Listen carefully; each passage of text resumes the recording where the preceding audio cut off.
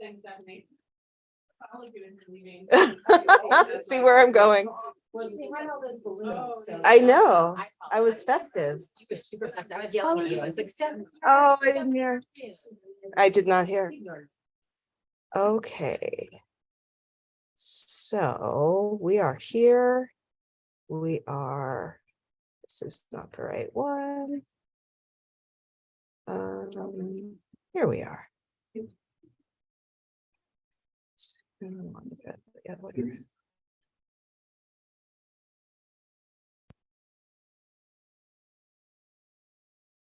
Right, now I can plug this in. It should be set. All right.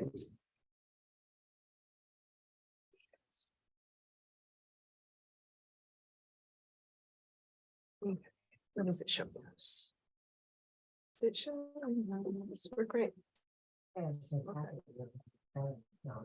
was just thinking, that's what I thought when I went through it, because it was everything I would have wanted. Exactly, that I didn't have to put myself. Yes.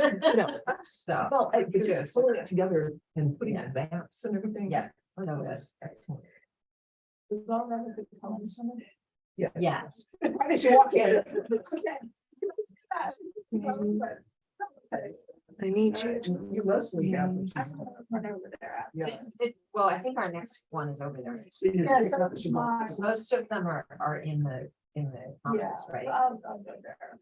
But I have to say, I was super early and I kept looking for her and I couldn't find her. And so then, yes, and I was like, oh, first one's in the I should completely look for her. And then luckily she just appeared. Yes. So. Why is this? Every week I use this for class and it works just fine. Because course, today that's you how need it it. Of course. I know, but then I have to go set up link lounge. You're the boss. Yeah, like usually the power is just from over at the side. There it is, there it is. It's on the You did it. green It's light on green the at the bottom. bottom, so you did it. You laugh at us. Someday you will be old Someday. and have to wrestle with Right. technology. Technology. And then I got rid. It'll be there. Yeah, it's coming. One lecture over and teach over the summer. They can change. It was under software. So I went to classes. Yeah, I just have to cycle through, which is the great joy. Yeah. Was it the Try all the different things. IT group? And say, And of course, the glare is exactly so I cannot see when it says what. So I'm just turning you off and we're starting over. All right.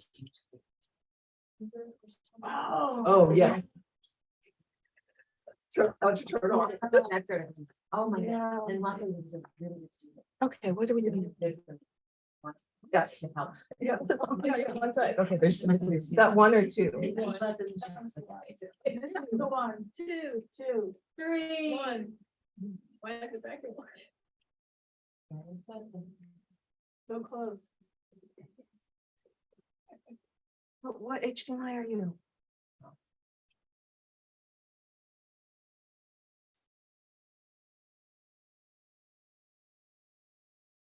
Well, let me ask, if you've got it on that laptop, can we just look at it on that laptop?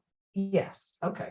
Yeah. If it's a small group, we can make do, and then they could buy a little time, because now it's the red light again, now it's off. It's the red light. So. Not gonna touch it. Something happens. For it, basically. Is that it? But I need to slow down. Because it was like, it worked for a second. All right. Let it be. Well, because it needs to be on two. Is there any way you can? There we go. There it is. That's two. That's two. Let's just wait. It blinked again. Give it a minute. It was like- All right. Let it be. Well, because it needs to be on two. Oh. We're delayed because we're screening. That's all right. There. All right. Even streaming something. Okay, sorry. Everybody heard us. but they don't know who we are. All right, thank you all for coming. I'm Stephanie Murray. I direct the BXA Intercollege Degree Programs. We are super excited to show you what our seniors have been doing. So first up is Annalise Rogers. I'm sorry, I We got a little cut off. I That's know. okay. I had to convert a bunch of stuff, so Okay. it, We'll work- it we'll looks work with it. stylish now. You can just forward it back from the arrows over here. Oh, okay. So you're probably gonna want to be on this side.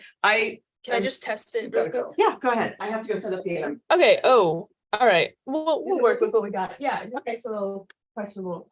Yeah. Cool. No, it's fine, it's fine. Hello, I'm Annalise Rogers. I'm in the BXA program for environmental studies and music performance. And this is my project titled Arbitrary Boundaries. So for this project, I kind of wanted to try and combine everything that I've studied in college and look at a couple different topics through sort of a framework of like environmentalism. I did a lot of studying like from environmental philosophy and ways of thinking about how we look at the environment.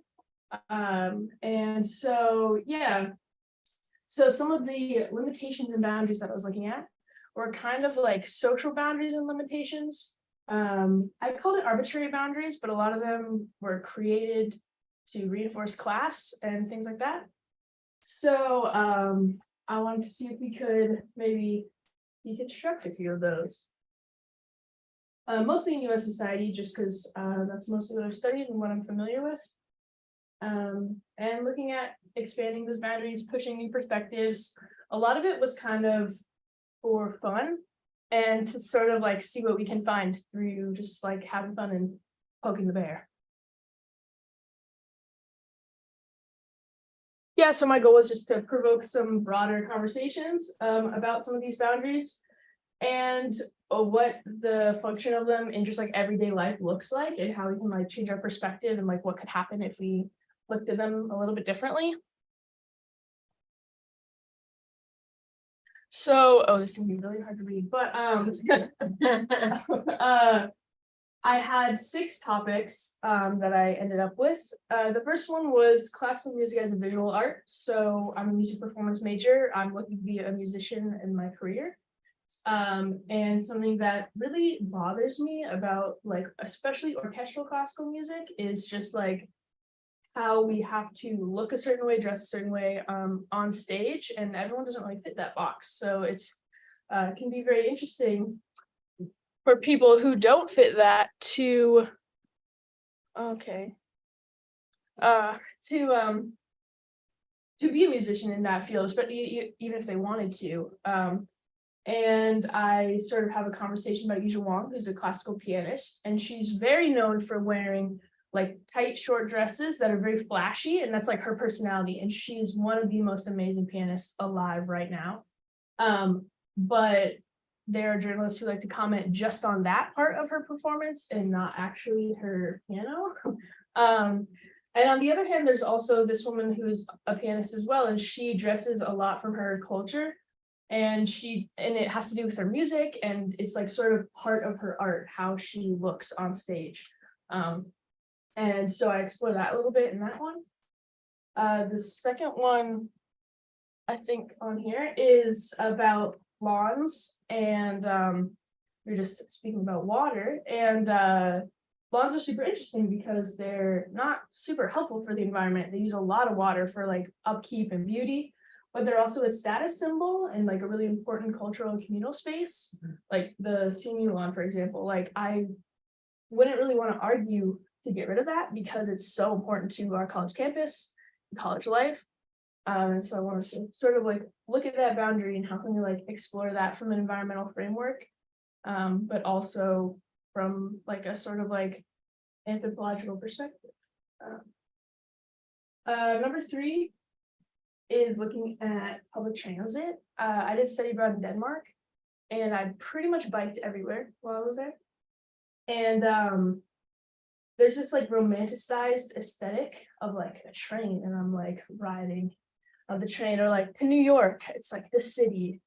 And people have written music about it. It's very like, yeah, it's very romanticized, very aesthetic. And there's some of the trains, the way that they tried to get people to ride them in China was to put like specific food that you could only get on the train. So you'd have to like ride the train to like get that ramen.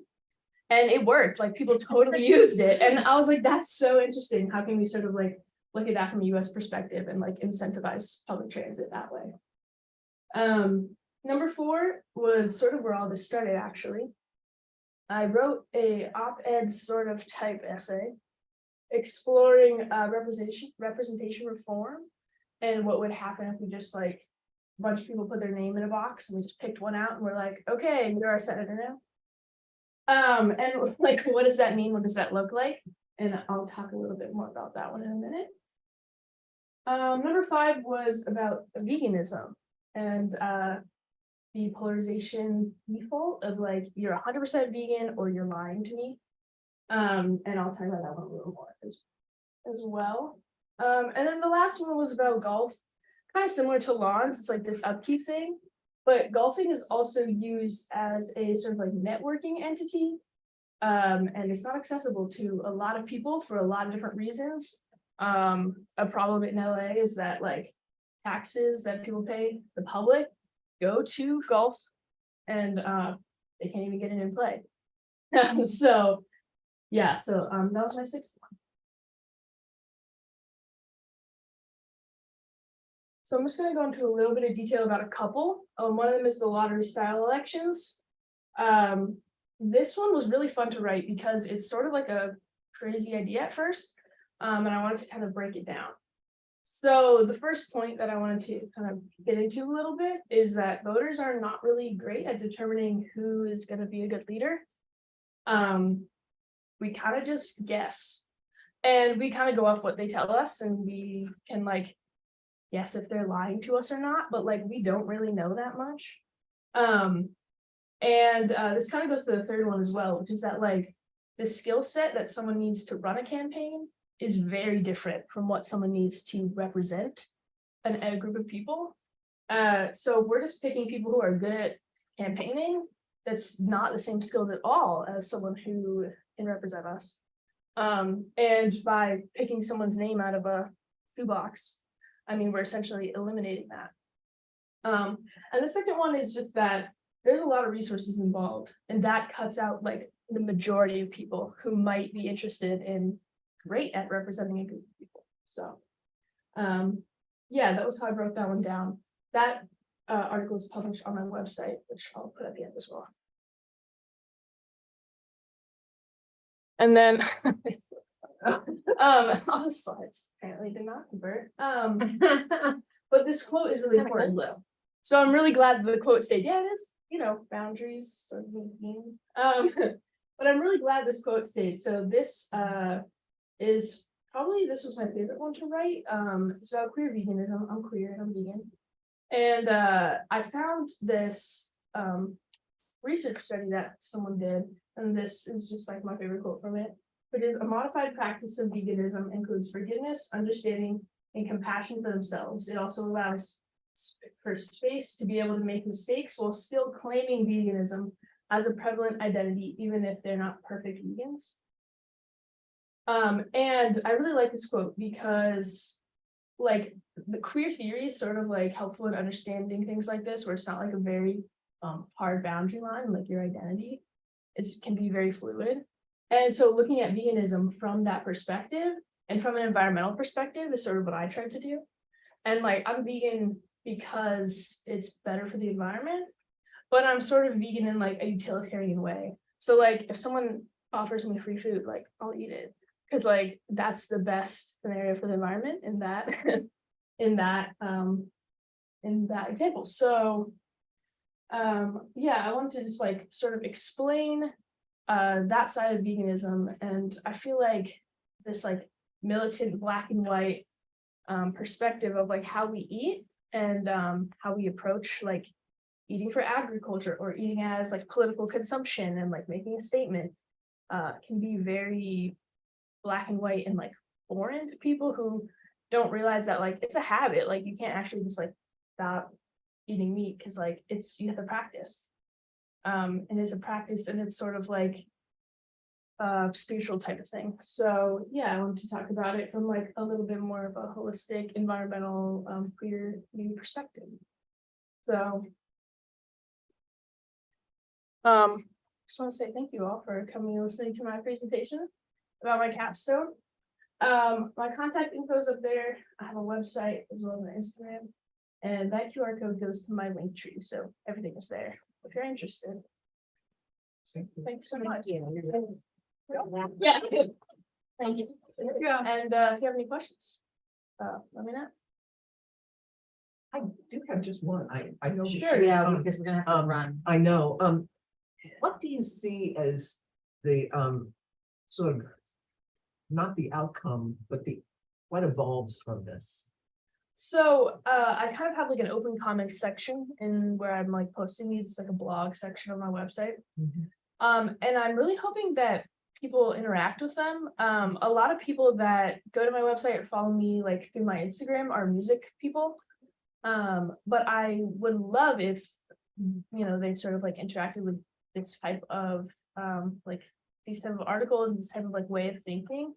And I think it would like add a lot to the community that I'm a part of, and like I love that community of people. So yeah, I'm hoping that people are intrigued. Poking the bear. Poking the Yeah. bear. Yeah, Okay, thank you. yeah. Yeah. I think we are gonna unfortunately have to run. Have to run. We have Of to course, get yeah, started. totally. You give us- Yeah. Oh, yes. Thank Good you luck. so much. But I'm gonna- have a great day. I'm gonna reach out and send you the name of an alum who did a lot of work actually on the CFA lawn. Oh, sweet, yeah. Yeah. let It's me so know. interesting though, because we like tear it down, we ruin it twice All a the year. time. Yes, You know? He photographed it in small And it's, Oh, I portions and did a book. Yeah. and it's not at all permeable. Lawn is not at all permeable, so it doesn't really capture our rain or do anything. Yeah. else. So. As if he did another project up in New York City on the grass in public parks. That's super cool. I'm actually moving to New York. That's very cool. Oh. Yes. So Called let me know. monuments. Let me know. Oh, interesting. I I'll like it. introduce you via email. That's amazing. Thank you so much. All right, thank Yeah, you for that. Have a great one. Yeah.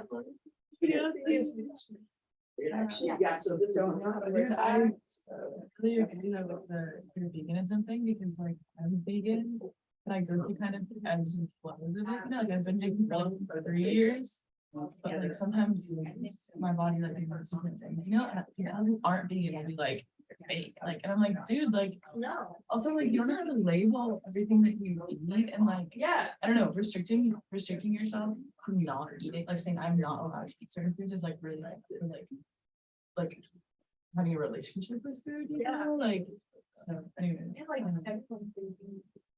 It's expensive. It's expensive and like not living in the area where that is.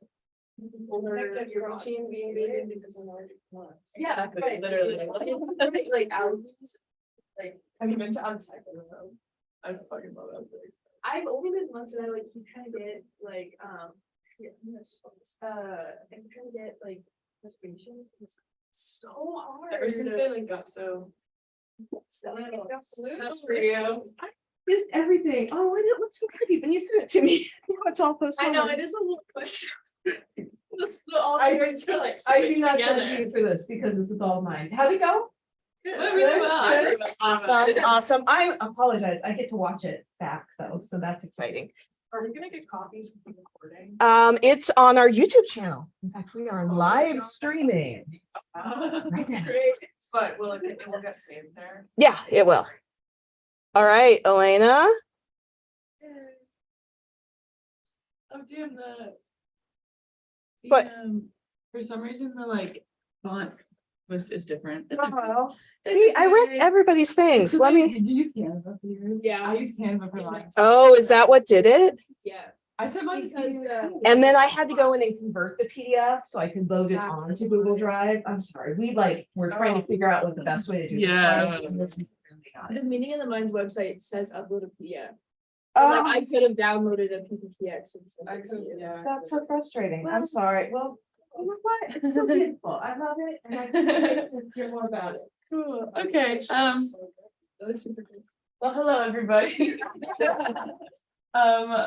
For my BXA Capstone project, I put on a live music concert at Flagstaff Hill. It was called Live Staff, and it was a showcase of student musicians and local Pittsburgh artists, and it was really fun. It's an awesome time. Yeah, you get a plug at the end, Cass. So just to kind of like base off of where I was coming from for this project, throughout my time in college, I've spent a lot of time in concert settings. In fact, Cassie and I were at a concert last night and it totally jogged my memory for this project. And so one thing that I was curious, like, first of all, I love music and I love live music and I love the experience of being in an audience. But I've often found that, let me backtrack. So being an audience is really great because you meet a lot of people who have similar interests to you. I know people who kind of claim these spaces to be like very safe spaces simply because they're surrounded by other people who listen to the same kinds of music. And I've gone to see like artists multiple times over, but I included this picture, which this is a picture of when I met Thundercat when I was studying abroad in Amsterdam. And Thundercat is like a huge artist. The first time I went to go see him was in this photo. The third time I went to go see him was in this photo. But after the show, I met him. And like that so rarely happens where you get to meet this like, and I literally just ran into him at a fast food restaurant. But that so rarely gets to happen where you get to like talk to these artists. Yet I feel like as an audience member, you identify so heavily with their music and like feel as though you have this relationship with them. But like getting to meet artists is such a rare thing. And then a lot of this inspiration for this project too came from a class that I was taking while I was studying abroad in Amsterdam, which was all about the study of ethnomusicology, and that views music as a social science in that it is scientific. There are notes and there are compositions and there's pitches and right and wrongs in that sense, but it's also a study of humanities because it's made by human beings and therefore like subject to cultural and political and social influence.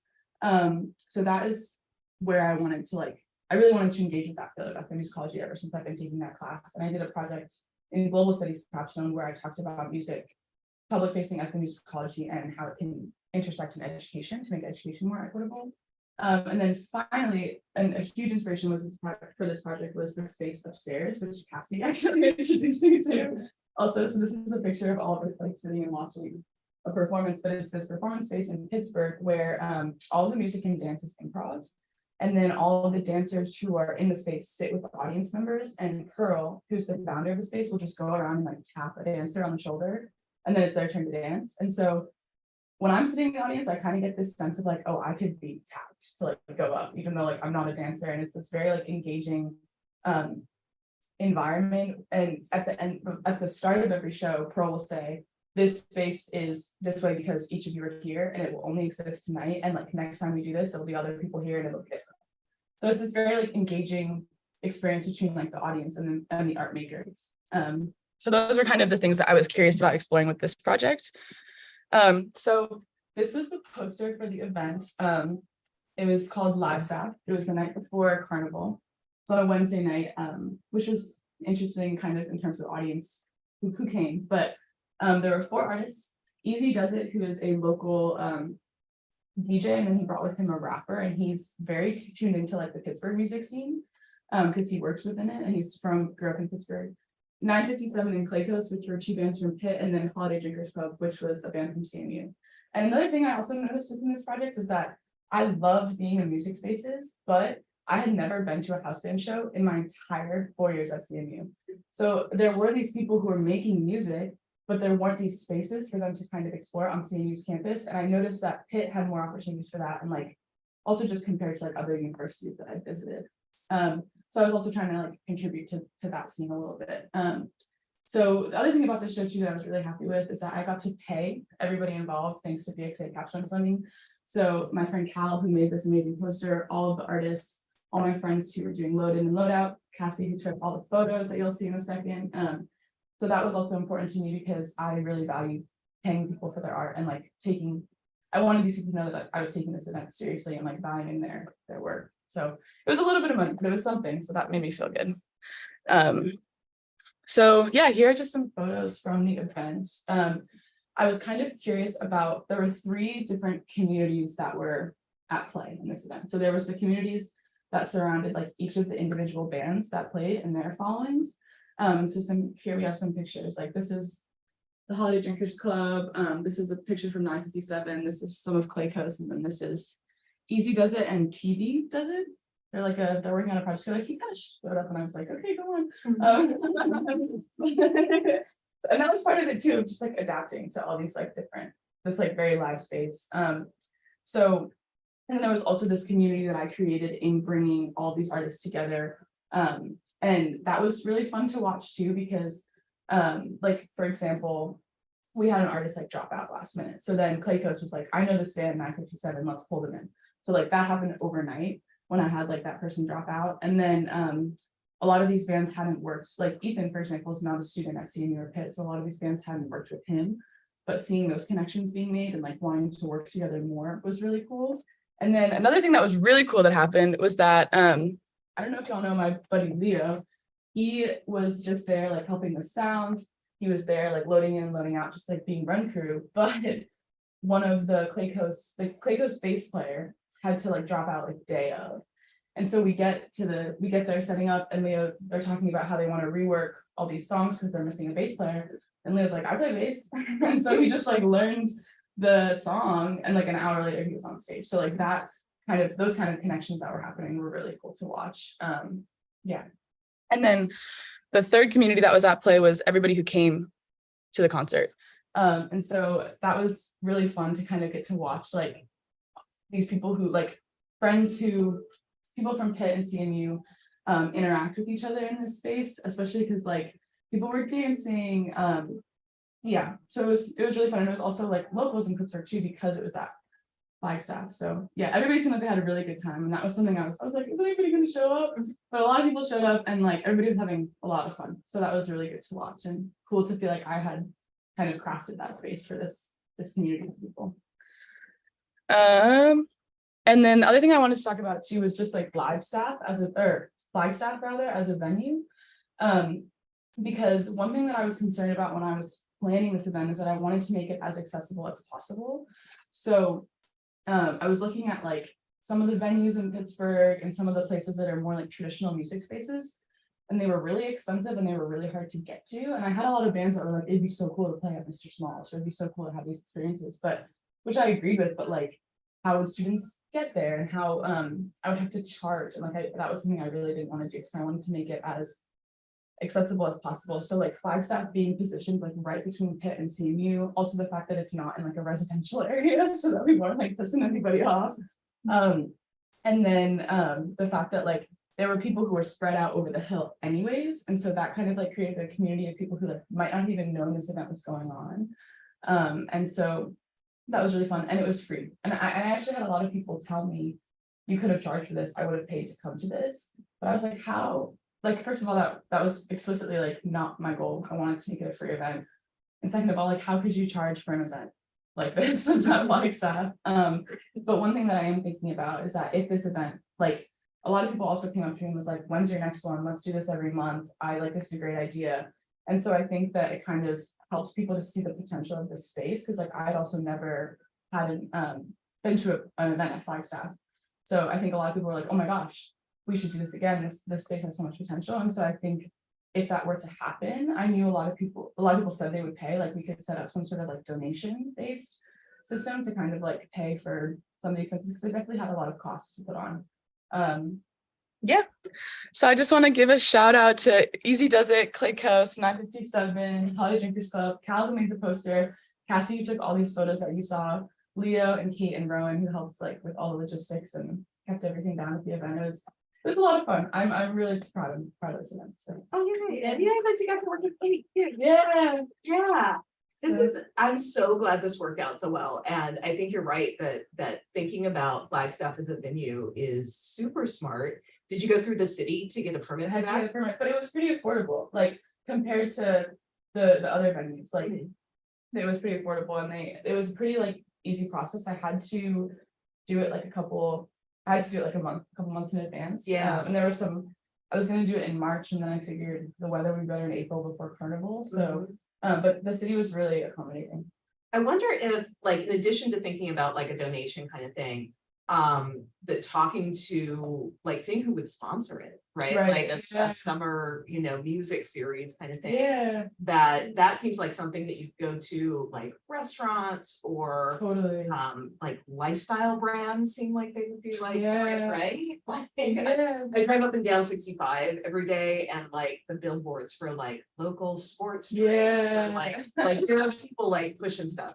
But and also like city funding, the arts department or the arts Totally. or council. You know, especially since like, I know it feels like a lot of money, but comparatively, like you saw what it would cost to rent out like a venue. Exactly. Like comparatively, it's so cheap to do. Right. That might be something that you could write a grant for and, you know. Yeah, I do think that part of Flagstaff was that they did give me, because I was a student and I wasn't profiting off of the event. They gave, like, there was different levels of like the permits that they would charge. So I think I got one of the cheaper ones because I wasn't selling anything or promoting anything. So I think but even still, like it was pretty inexpensive. Yeah. Another thing I was gonna say too, which in terms of this is that I saw on Saturday that there was like an indie fest at Flagstaff and Clay Coast was a part of it. So I wonder if like that was something that after this event, they seemed like they could do more. So that was it too, to like kind of contribute to the music scene, and especially student music scene in Pittsburgh and keep it going. So Yeah. that made me feel like it was living on, you know? Yeah, and that's really cool. Yeah, well, and they do so many things in Shenley. That I wonder if like getting in touch with people who run the Shenley events and getting an idea of like how they put it together might Totally. help. But Yeah, it was a lot of fun, and like Flagstaff was perfect because everybody's on the it hill. is like it's a built-in, it's like, Yeah. that's right, like you get a built-in seating area. Yeah, I was worried that we were gonna trip the breaker, but we didn't, so that was good. The parks are like,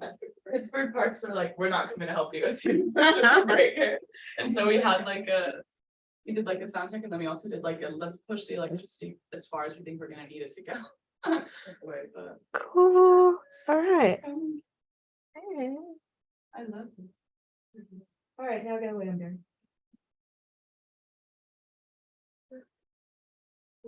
Okay. I hope it is. Let's That's see. really cool. Yeah, I wish I forgot to send you the poster for it, Stephanie, and I felt really silly for like not blasting it to BXA. I know, But I mean, you probably got a bunch of people there anyway because they were wandering by Flagstaff. I Or they will were, say- or they were living with you. What was I gonna say? It was a Wednesday night too, so like for CMU. It was also carnival. So I was like, oh my gosh, it would be fun to do like this for carnival, and then I like some other people in Pitt were like, I have to go have an exam. I was like, oh no.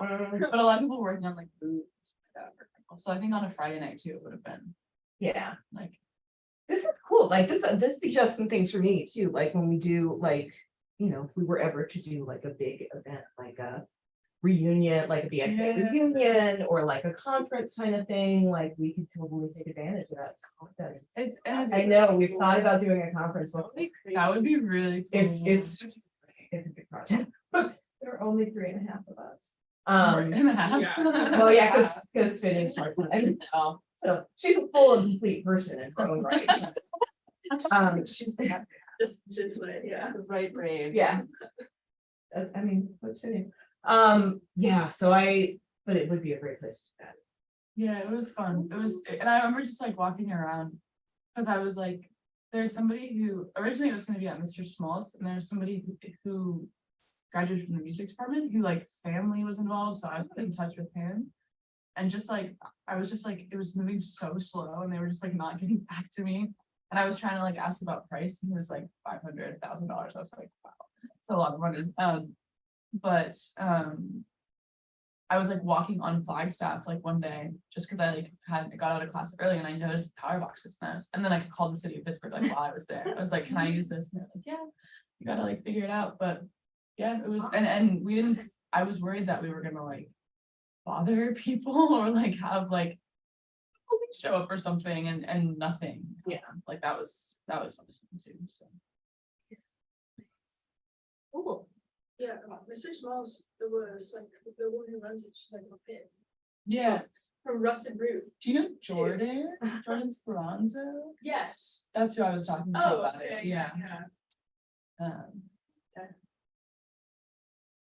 I'm gonna go check out Gary pops in. We've also got sodas and drinks and coffee. Oh, coffee. Yes. Gary's here. Okay, hold on, go ahead. I've got your slideshow ready to go. Yeah, that's. Or do you need to plug in? Yeah, but you have to use mine because I added something. Oh, that's fine. Do you have, we're streaming on Zoom though, so I can pause it. It's fine. We can- You know, I just email you the deck as it in. It's fine. It's fine. Just plug in and you are ready to go.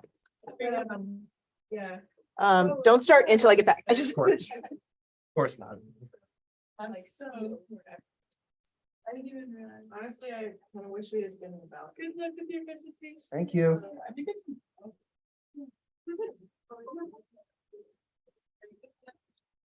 Are you coming back for?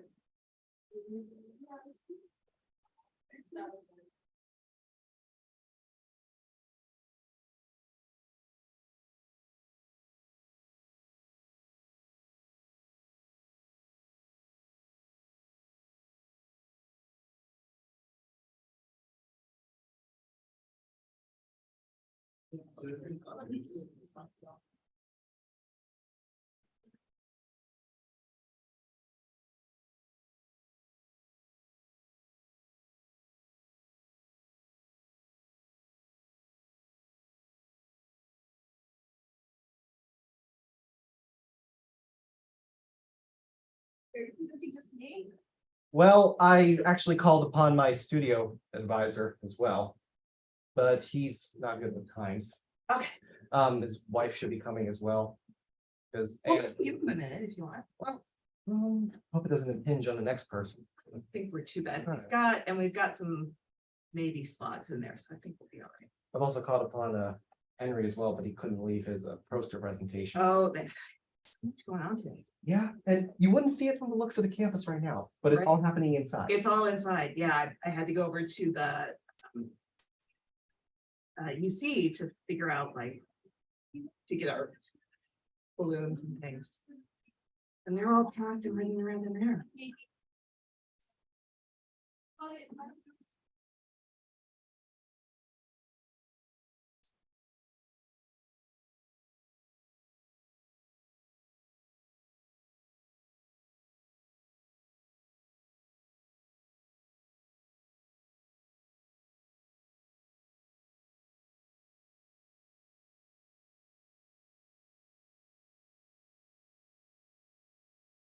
Well, We got one thing.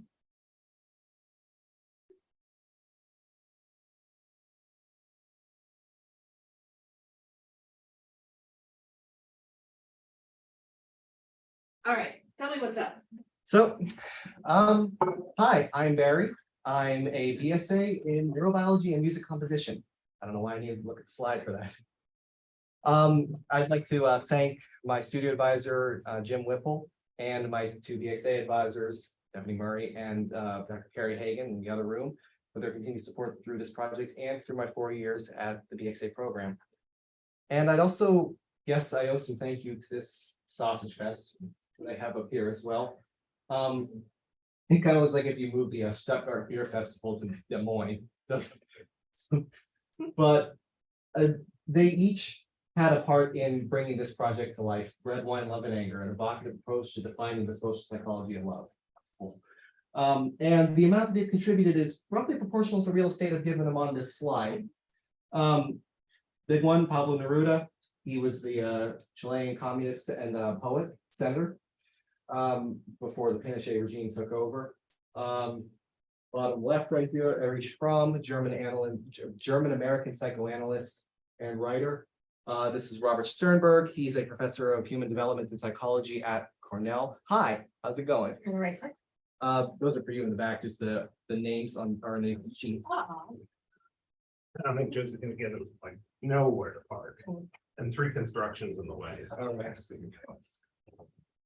So, as I was saying, Robert Sternberg in the bottom right corner, professor of human development and psychology at Cornell. That's Jeremy Lobach. He's a professor of linguistics at St. Olaf's in Michigan. And Barney Tony Soprano here is Clive Staples Lewis, also known as C.S. Lewis of Narnia fame. What's less known about him is he was also a theologian. Let me clarify, he was a lay theologian, meaning he had an opinion and a pen, and that's it.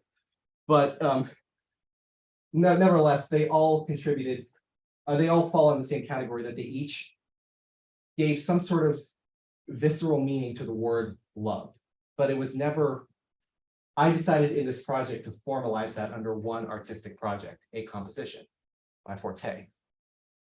So what is the project? So Bread, Wine, Love, and Anger is a choral cantata or a set of vocal works based on the surrealist poetry of Pablo Neruda. It incorporates 5 texts from his 1953 anonymous or initial publication, Los Versos de Capitan.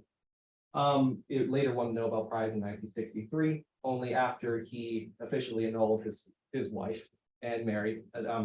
Next one, the names were Delia del Curry, which was the painter. And then he wrote these poems in anonymity to the woman he was currently having an extramarital affair with, Matilda Arusha. And then as soon as he broke those ties, he said, I wrote these poems and published them as if they were mine and not. But he never mentioned anything about an extramarital affair. But I don't want to play hermeneutics with the text right here. That's already been done before. What I did do was I took 5 texts from this collection of 60 and ordered them narratively, such they would form a sort of emotional cycle. You know what I mean? Because I'm going to get into models of love on the next slide. But each of these poems were very freely written, very free verse, and they evoked a different gut emotion to them. And I thought, why not define the social psychology of love that way? Seems a bit of and some might call that cherry picking and appropriation. I would call that judicious cherry picking and appropriation. But I think it worked out. So why did I do this? Like I said, it was to evocatively define the social psychology of love using a more visceral, comprehensive, and updated model. Like a few models of years past were the Steinberg triangular theory from before, which was the first one in the market. It basically took 3 components, intimacy, passion, and commitment, and placed them like a triangular axis, where each bond between 2 people was like a point on a coordinate plane. Okay, sure. If one more than the other, all right, rolls close along the line. A few others I found were the C.S. Lewis 4 brands theory based on the old Panhellenic doctrine of eros, philia, agape, storge. Eros being universal love, philia being friendship bonds, agape being charity love, and storge being friendship love. There was a new version of that came out from John Allen Lee in 1973, where he took out philia and added 3 others: ludus, which is game playing love; mania, which is eros and ludus. The modern term we would use for that is jaded; and pragma, which is eros and storge, or on the market, as it were. Another one I found was the Bode and Kushnick proximal and ultimate theory in Frontiers of Psychology, published I think 2 years ago. It took more of an empirical approach to it. It talked about more about the evolutionary purposes of love, the biological reactions up here that happen to enforce the emotion. And finally, the closest one I found to mine came from an independent researcher from Australia, I believe Melbourne, Taboria Onijigolfia. I didn't have room to put him on the slide, but he put it as like a sort of scale of 4 factors: attraction, resonance, trust, and respect. And bonds that were stronger in 2 or more of those categories were better than those just in 1. You know? So those were the models that I found, and I sort of synthesized them together as mine. And I ordered the poems such that they would evoke my model of love between what happens narratively between the 2, as infatuation corresponding to the first one, euphoria corresponding to the second one, intimacy corresponding to the third one, wrath to the 4th one, and reconciliation to the 5th one. Because it seems, regardless of the nature of the relationship, that cycle, it's pretty universal, right? Almost always happens in some form or another. And just to add the social components of this, I read a book at the request by Ilona Altman over a Thanksgiving break a year ago. It was pretty good one. It was Erich Fromm's The Art of Loving from 1953. It talked about the way we perceive love as a society defines its arrow of time, as it were. And I figured it was all the more reason to propose an updated definition, one that spackles all the gaps. And yeah, that was That was why I did this project. As for how, here's where things get lucky. So basically, the difference between this and other settings of the text, I got into some hot water with the Chilean Copyright Society over this as well. That's a whole separate story. I'm not going to get into. You can read all about it in my artistic statement. Was assigning music to a text versus extracting the music of the text. Assigning music, it's more like if you took each syllable of the text and mapped it onto a textbook chord progression. You know what I mean? My country, 'tis of thee. You know, each syllable is its own chord, and that chord progression defines the P. That's in music, we would call that homophonic. Extracting music is what I did. What I did was I deconstructed his verses. And what I basically broke them open like an egg and tried to pull out the music that rendered the emotion that I was trying to. I gave the text the music it wanted. I didn't give it the music I wanted. So some of the other tools I used were cumulative form, which is slowly, gradually building a piece over time, using smaller bits of a larger motive. The main melody, forgive my penmanship, is down there, but that's not stated until the end of the piece. I've stated that adumbrated and fragmented at various points before that as well. So I guess a better example of cumulative form would be 12 Days of Christmas. You know how the verse steadily, you just compounds upon itself. I also used many small fragments of music throughout the piece to represent different emotions as well. The Wagnerian philosophy of that is leitmotif as well, and I put them in contrast with each other. It's sort of a postmodernist theory where all is a simulation, and wherever that is set defines, everything's defined by context. And a smaller influence that I used was a Chilean folk music as well, as a sort of love letter to Neruda himself. The second movement, sort of the closest thing I wrote to a ballet, is based on a cueca dance, which is it's a folk dance between two partners. That's where they initially start together and then communicate with each other through a handkerchief throughout the rest of the time in the same room. I also used a non-Western scales to write this as well, to give it a sort of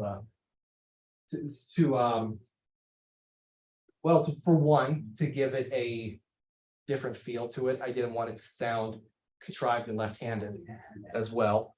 So I wrote in modes that were more conducive to the emotion I was trying to depict, like the third movement was intimacy, a very bright time as well. So I set it in an extra happy mode. Modes are scales that use a different ordering of wholes and half steps than the traditional major minor. I used the Lydian mode for that, which has a raised fourth, which makes it sound very ethereal and bright. Also very hard to resolve as well, but when you're in an intimate moment, you don't want it to resolve, do you? I also used the opposite of that, the Locrian mode, which sounds very abrasive and dark as well, to the fourth movement, the fourth poem, which I attributed to Wrath as well. So that's the micro of how I did this. The macro is I set it symmetrically, well, the 5 poems, because 5 allows me to do that as opposed to an even numbering. I've split them into 3 parts that sort of mirror each other over the third poem. The first one is a moderate ballad. The second is a fast dance, more jubilant, whereas the fourth is more acerbic and brash as well. The fifth is another ballad, but this time a little bit more reflective than the first one, whereas the first one, it describes limerence as well, so it's more passionate and imbued with that. Third movement is intimacy. Itself has a mirror structure as well, because it is the crux of the piece. Yeah, and that's in the middle of that is where I do the shift from an overly bright section that preceded it to a dark tone that followed it. So yeah, that was how I did it, and the final product, as I've got here. The first was the piano score. I initially wrote it for mixed chorus and piano. The all 5 movements were written here. This was finished in July of last year, July 15th, actually my birthday. Then 7 months later, the orchestral version was finished, where I took everything and was able to explore, more nuances of texture using a full orchestral score. I did mention that I wanted to get this virtually premiered a while back. As Professor Whipple can attest to that. I exhausted the School of Music looking for people to perform it virtually because I needed 15 people. And none of them, when I tried to find 1, 2 others fell out. So I've been in talks with Professor Douglas to get this programmed in some fashion, either through the school chorus or the Bach choir, which he runs independently outside. Of course, the score is in his possession as well. I wish there were more people for this, but if you want to view the score or listen to it yourself, it's perfectly fine with me. As according to the Chilean Copyright Study, I own the music now. So if you want it, just I think I've shared it with both of you already, but here's a free QR code. I'm glad with how this project turned out. I hope you enjoy. I enjoy the opportunity to explore psychology, human psychology, and adopt a new musical style through this project. So thank you very much. Thank you, Barry. I am so struck by how you've invented a new form of critical analysis. Like, 'cause what you're doing in taking apart and doing the mirroring and sort of letting the music come out of the text is absolutely what English lit people do with the text. And extracting from it, only your output is not criticism, it's creation. Right. Yeah, which is really great. I think it's on the Oh, other side. So now I want to just assign you a whole bunch of love poem cycles and see what comes out of them. Like I want you to do Petrarch, I want you to use Sydney, I want you to use Spencer. Like I have a whole list now. Well, I would be more than happy to see it. Could you email it to me? Yeah. I would, yeah. I'll read them on my own time. Yeah, Thank you. you've got a whole lifetime, but That's one way to put it, yeah. Well, I guess I'll keep you posted on that as well, but yeah, this was fun. It was fun for me. I'm not so sure if it was fun for him. He pestered him about it every week. It's a terrific song. Have you actually heard I it? haven't heard it yet, no. It's impressive. Oh, excellent. I hope Tom Douglas or maybe get Maria Sensi Sellner to get interested in it. Do you know her or of her? She's a CMU engineering alum, but then she got a double degree. No, she came back for a degree in composition. Oh, And she manages Resonance Works.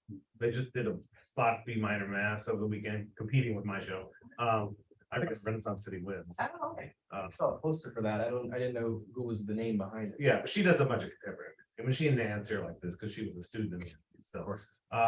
But the point is she does contemporary music with her group and sometimes they have a choral thing. So that's another possibility.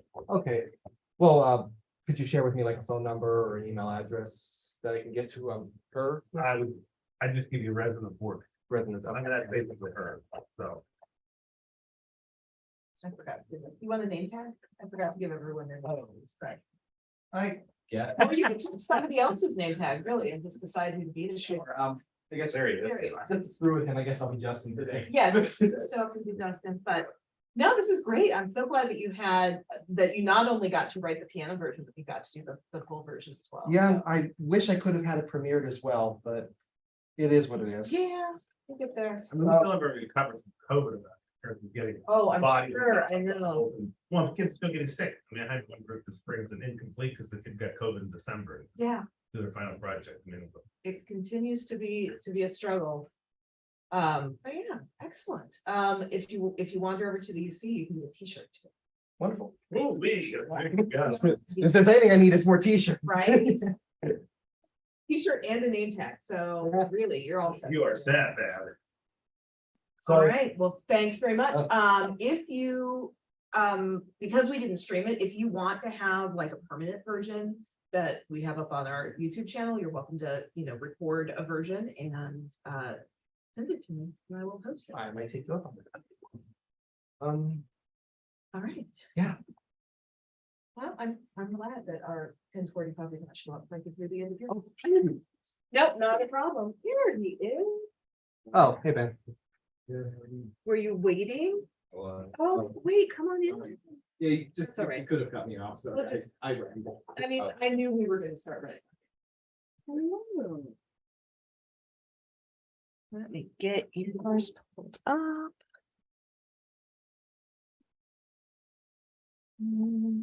Where's my tray?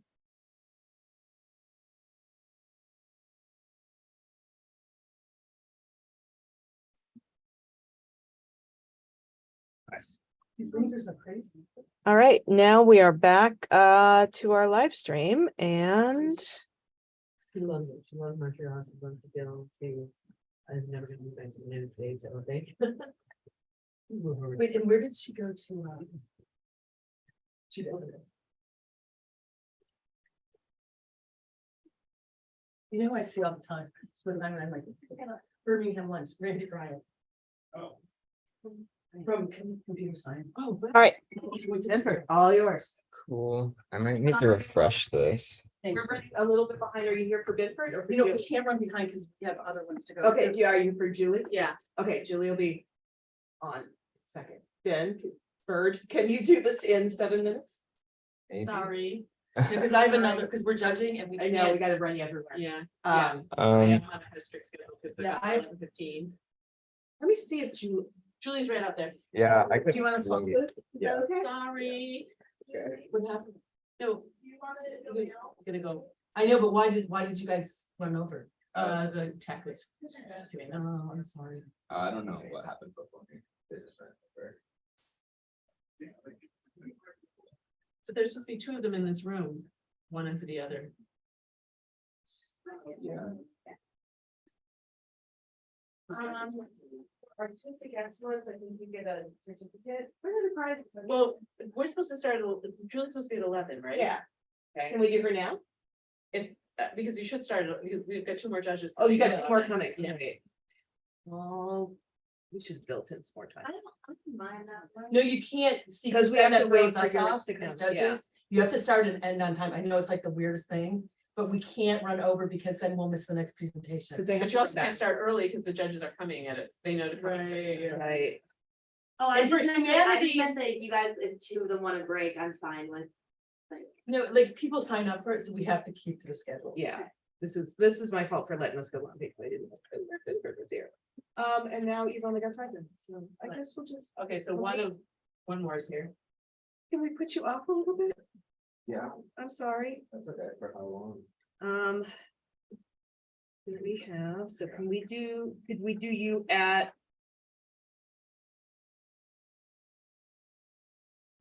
12? Yeah. Sorry. Well, it's okay. All right. It's the first time we're doing it over in this location, so. No worries. So you're still, we can plug you in. Although I have. oh, yeah, or the, did we, let me see if it works because we're live streaming. So I want to see if we can keep that going, That's the idea. but Julie, here you are.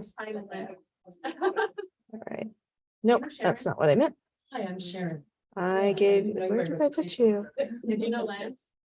Are you? Like, dude. Thank you so much for helping out. Hold on, I have you on here somewhere. Yeah. No, I don't. What have I done? I'm sorry. 4 minutes though. There she is. it's the third slide, so it's to see what happens. Oh, it's on Google, so.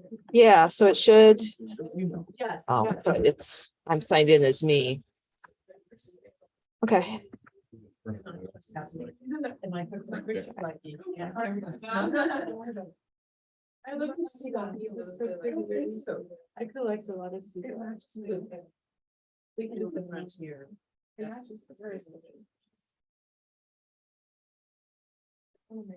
Yeah. Okay, it's shared with you. oh, you know what? Can you go into the request access? Because I think I am signed in as something else, maybe? What's the email? I don't even know. I think it's my Andrew ID, but there it is. Now it's working. We're Okay. good. Okay. So you are, Do I just go to, does it open a new tab? I think it'll play right in the screen. Okay. And then it'll also play to, Music class? No, you gotta go all the way to. oh, the other, you'll also, Uh-huh. like, it's giving us weird feedback because it's recording and streaming. So I have it muted over here, but you can just hit that when you hit your play. Okay. Should be okay. It's not in that It's true. You want a name tag? Hi, Julie. Not to make you crazy about time or anything. I'm not sure that, we'll be fine. I've signed it and stuff. I'm not sure it goes in there. Okay, you don't have to. It is doesn't. not required. It doesn't go here with it. I'm I gonna, just forgot to take them out. besides it's a part of it, I think. Okay. Hello, I'm Julie Scharf. I'm a BHA with concentrations in costume design and creative writing. This is my presentation with Slipping Nymph. So there is no story that inspires me more than Hans Christian Andersen's The Little Mermaid.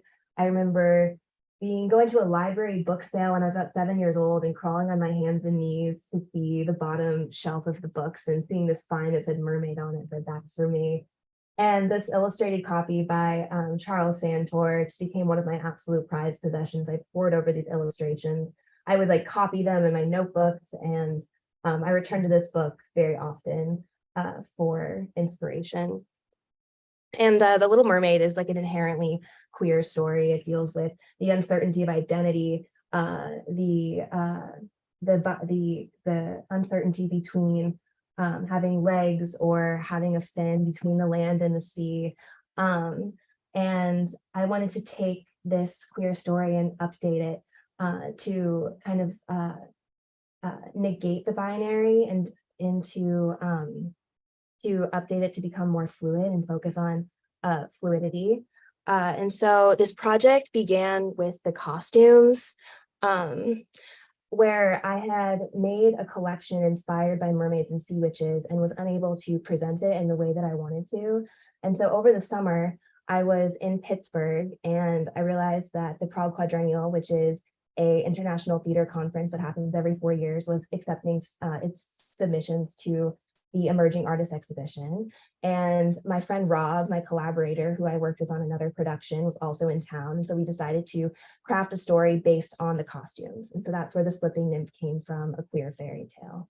And so we shot at Slippery Rock Creek, which is about 45 minutes north of here. It was important to us that the story take place in an area basically like in or around Pittsburgh that was tied to a place that was tied to Pittsburgh. And so Rob shot and edited it. I did the costumes and I wrote the story. And we made essentially this teaser trailer for a production that we want to eventually adapt.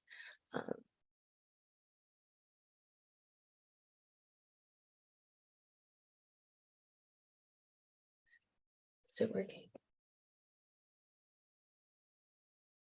I'm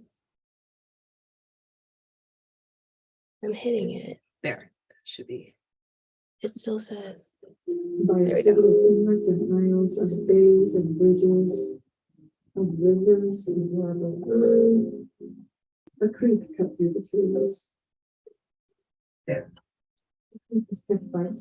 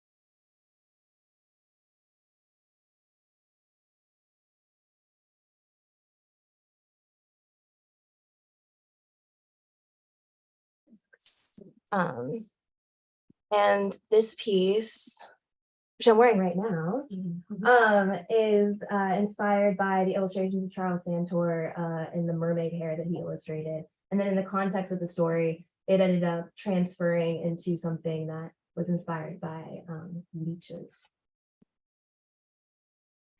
And so these are some images that inspired me for creating the world of the production that I hope to create.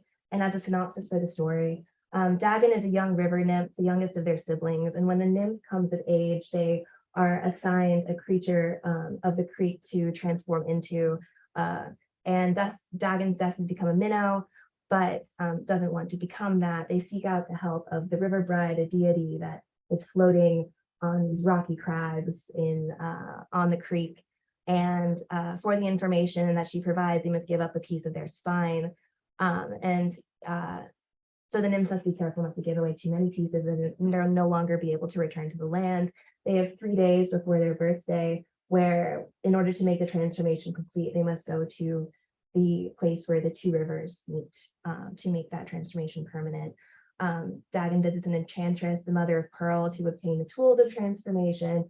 It's a relatively violent process that involves breaking a mussel shell, rubbing it all over, creating a coating that makes a new skin.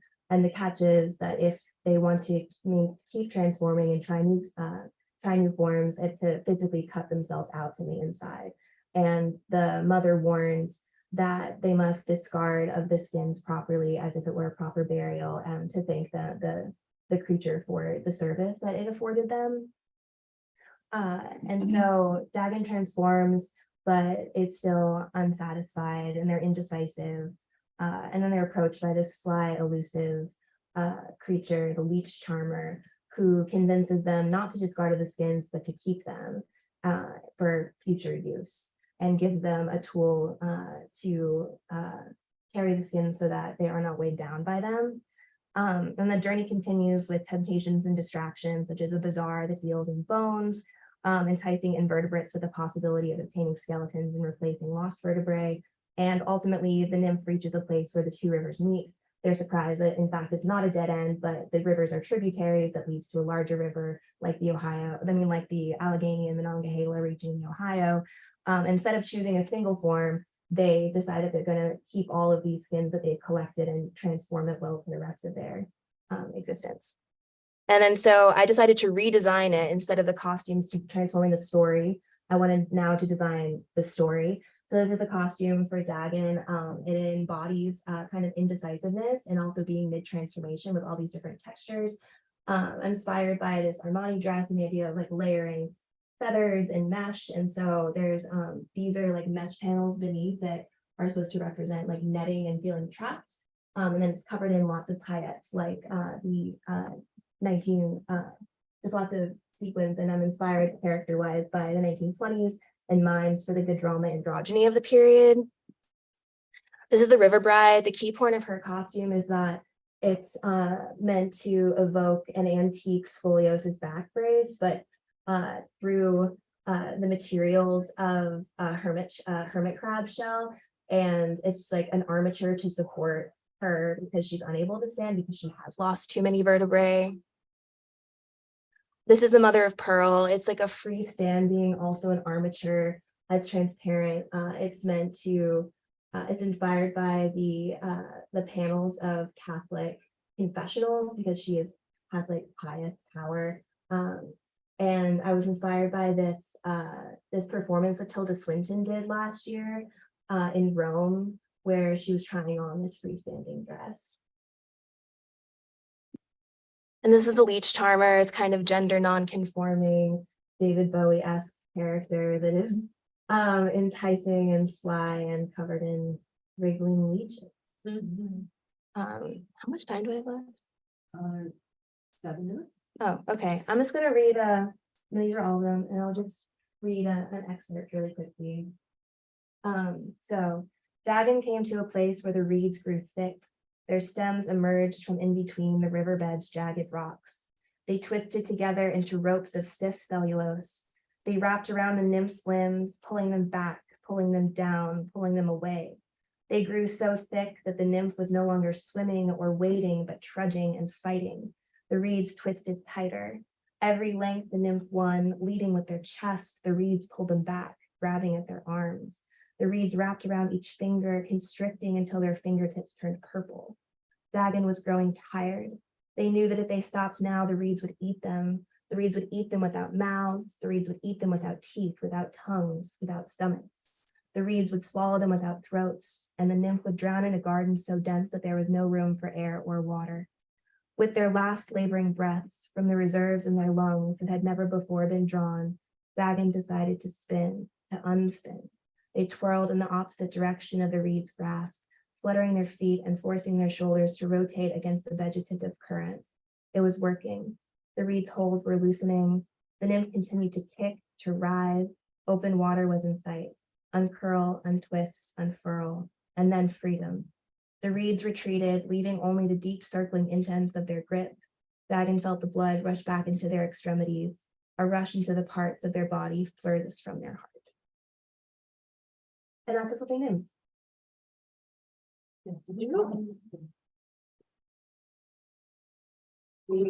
Questions? How are you bringing this to Prague? So in Prague, we submitted the video, and so there's still photos and a QR code with the video that will be in Prague. But Rob and I are working on adapting the play. We're looking for like artist grants and performance opportunities for new works. So to make a play or to make a screenplay? A play. Okay. Oh, Well, so the process of making the video, we played to our strengths where I wrote the story in prose and then handed it off to Rob, who's a dramaturg, and Rob chopped it up and chose the best bit and made the background of the voiceover for the video out of it. And so we're going to take the story that I've written in prose, and we're going to do a very similar thing where Rob is going to use his dramaturgical skills to also hack it up and create something new with it, which we'll collaborate on. So this will be a live stage performance at some point. Hopefully. Stage or like site specific? I'm actually not sure. We want to include a lot of movement. I want to include puppetry at some point, but definitely as much lyricism as possible. This is very cool. Thank you. Yeah, I honestly didn't know what type of art you made, but this is super cool. Have you considered making costumes that would be like movement in water specifically? Like I can imagine this like synchronized swimming or like synchronized water movement. Super awesome. Like I could see that. It's like cool. I haven't considered that, but it would be a very interesting challenge, especially since I tend to make things that are very heavy, which I need to work on. I just love embellishment, and I've realized that one of my favorite things to design and make is like repetition of texture, which tends to be heavy, which I'm working on. The CD dress is very heavy, but Phoebe's a trooper. So where do you find your the CD thing is really interesting, and what would you use for the leech? Ooh, so the CDs I found at Creative Reuse, and then the River Bride costume, the lace one, was also fabric from Creative Reuse, fabric scraps, furniture bags, and mesh from the fabric scraps in the costume studio. For the leeches, right now it's very much just in my head. I haven't thought about how to craft it yet. In an ideal world, I feel like I would love to use some sort of like silicone appliances with some sort of shellac to make them shiny. But once again, that gets into like the weight issue, which I'll be exploring. Good fishing lures. That's a great idea. They'd be light Nice. That's a good idea. And very shiny. and shiny. Or just like real leeches, maybe. an ideal world? Some hot glue. Wrangler for that and have to like ethically treat your. Your leeches. I'm like afraid of leeches, and I actually got them like all over my feet when we were shooting in the river. I was the only one who got covered in them, but it was awful. It was like my worst fear. I have nightmares about leeches sometimes. I feel like you might have an odor problem too after a while. You can only be warm once. Yeah, I was being a little facetious. Does the story exist as a standalone piece of writing at this point, or are you still I'm still working on it. I'm still developing it. And it ended up being more of a challenge than I expected because as Sharon knows, I'm really great at writing situation, you told me. But plot, another story. Literally another story. But I'm having a really good time writing it and exploring like the language and things. So you have like a kind of outline of the. I have about half of it written. But it's something I want to keep developing and to include more. My advisor Susan touched on something that I very much agreed with, which is in turn including more interiority, because I was basing it off of like Hound Fiction and Fairy Tales and Grimm's Fairy Tales, which are very removed from the character, and there's a lot of like elements like instead of showing or feeling. But I realized that I want to step away from that style and make it more personal and having some of the internal struggle of the character, especially since it is an allegory for queerness. And there's like internal conflict. Thank you, Julie. Really nice for someone from Worcester. It's Rob Lewis. Yeah. Oh, okay. So then I'll say, yeah, Rob Lewis. You might have said it, and I just looked at it. Is your name Rob too? No, That's so cool that it's gonna be.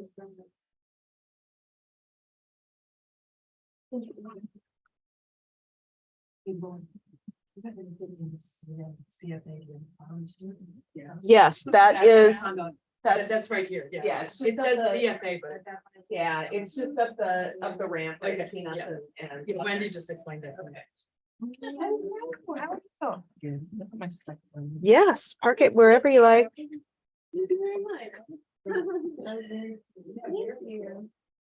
That's not what I want. This is not what. What about this? I still have to figure out the. I told you about the costume designer's old journal. Yeah. I have to follow up with the librarian about that one. They Alright. are still available. Okay, nice. Do you have, I didn't even look, do you have videos embedded? Okay, Can I check if they were? yeah, they should be okay if you like click on them, but Oh, yeah, you're gonna have to. how should I? Would you rather plug in and do yours? I don't have a- Okay, that's fine. Should I like, Let me see, hold on, let me try. should I one other share thing. just the file with you instead? Julie's the queen of pattern matching in color. This is. I think I have you here. Like, should I just share it like this? I think that could be easier. If you embedded them in here, this may work. Let's see if we do it like that.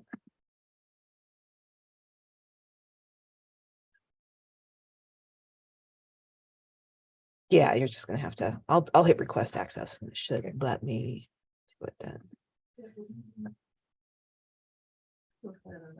Are you going Yeah, sorry about that. No, it's not your I fault. know Google Drive is interesting. I know it changes in its mind all the time. It's like, I'll set it to be like available to anyone with the cmu.edu address. And it goes, are you sure? Don't wanna. Okay. Yeah.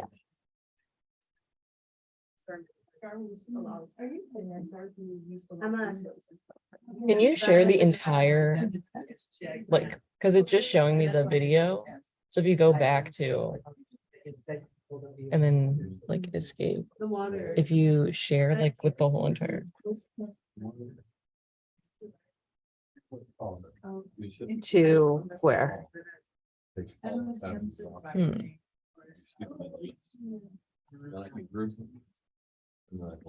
Oh, but I'm not in yours. This is the one that I brought over. Yeah. And put in.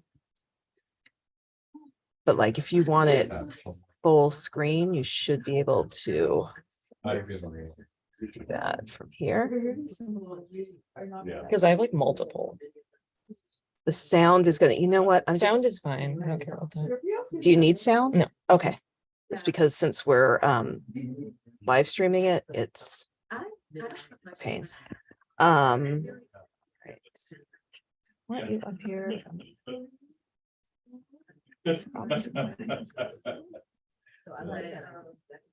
Right. We do that and we do that. Good. Get you to full screen. Oh, yeah. Yeah, I feel like. There? Can I check the?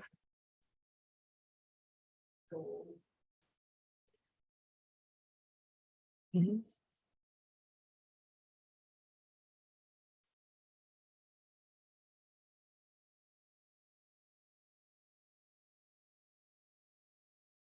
Have to share each of those. Mhm. What a pain. Here, let me just- Yeah. We're gonna fly through it. See, like, I could see it as a really cool surface. This is composition. So it's.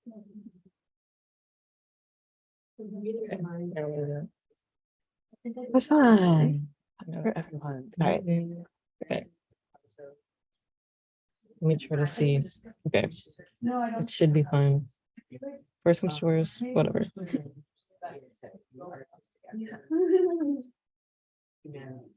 But then also a student who's done something outside of BXA. So. How languages? Honestly, two, three students, somebody from ideate. Everyone knows very working. Okay, Okay. For one. it should work. Okay. Yeah. There's a book called Fabulous by a writer named Catherine Rising. She writes a bunch of like. Oh, her deathless is like based on. So good. So beautiful. It's. Strong. Should I start? Yes, please. Okay, hello, everybody. My name's Junie Berg. I am in the film and visual media department in English and then also in fine arts. So my project is called Asadia, which actually means like extreme apathy or boredom. And then I'll go into like what that means later and why it's related to the project. Okay. So I'll show a visual example, which is really fun. My mission of the project was I actually wanted to create like a moving or animated stained glass window or panel. And that's because I really wanted to take a contemporary medium like animation, which is actually what I'm more comfortable and used to in my medium and practice, and use it to support a traditional medium, because a lot of the times in the fine arts, you have like more contemporary like mediums and then like more traditional like painting, drawing, all that you would see in white galleries or museums. And a lot of times they just compete with one another. And I wanted to use more contemporary mediums or practices to kind of support and like have a traditional practice flourish from it. And instead of competing together, it would work together. So for inspiration, I'm gonna put this here. You guys can actually pass around if you want. Okay. So I was actually inspired by the traditional myths of like the medieval churches back in the day, because a lot of people, like the literacy rates at the times were really low, and a lot of people did not understand how to read or understand just a lot of what the pastors were saying in churches. And when they were preaching, a lot of people just didn't, they tended to just sit there and zone out. And because of that, they would like look at the walls and do nothing. So in order to combat that idea, a lot of people, it was a rumor that they said that they created stained glass panels so people would, you know, have something to look at that was related to the sermons or like what the preachers were saying that were like was related to the Bible. And as someone who grew up in a religion where I didn't understand or speak the language, a lot of the times I would also look around and just sit and stare like in a room for hours, and then things would start to slowly move, or like I would look at the patterns on the floor and I would like see it like slowly turning. And because of that, I came up with the idea of creating a stained glass window that looks just like a normal panel, but then when you start to look at it, it slowly starts to move and it reminds you of like hallucinating. So I also was inspired by contemporary approaches to glasswork. So of course, like Kehinde Wiley on the right side created a glass series where he took more like modern day figures, that are in like, they're more like younger Black influential figures of their community. And then he made a bunch of stained glass panels on the right for it. And then Dominic Wilcox made the driverless sleeper car of the future, which is more of like a 3D sculpture where it plays less with like narrative or the idea on the glass panel and instead was more like they played around with shape and form and light of and like reflection and how glass kind of reflected in a room and created different illusions, not on the panel itself, but on the wall. So to do this, I actually worked with the Pittsburgh Glass Center, and thanks to like the School of Art and Carrie and Stephanie and BXA, they let me take the classes and help pay for it, which is great. So I took stained glass, where here I had to learn like all the different steps of creating a panel. So I started with things like cutting out a pattern, figuring that out, then moving on to like cutting glass itself, piecing it together, and then like soldering everything together at the end. So this was like a really difficult process for me since I am an animator, so I'm just used to like moving one finger and like constantly pressing a button. But this was like a great experience with like learning about tactility and moving my hands. So the glass panel that I passed around is the end product of all this. So okay, after this, I had to talk to the Studio for Creative Inquiry to get funding in order to buy things like squeegees, application spray, and all that.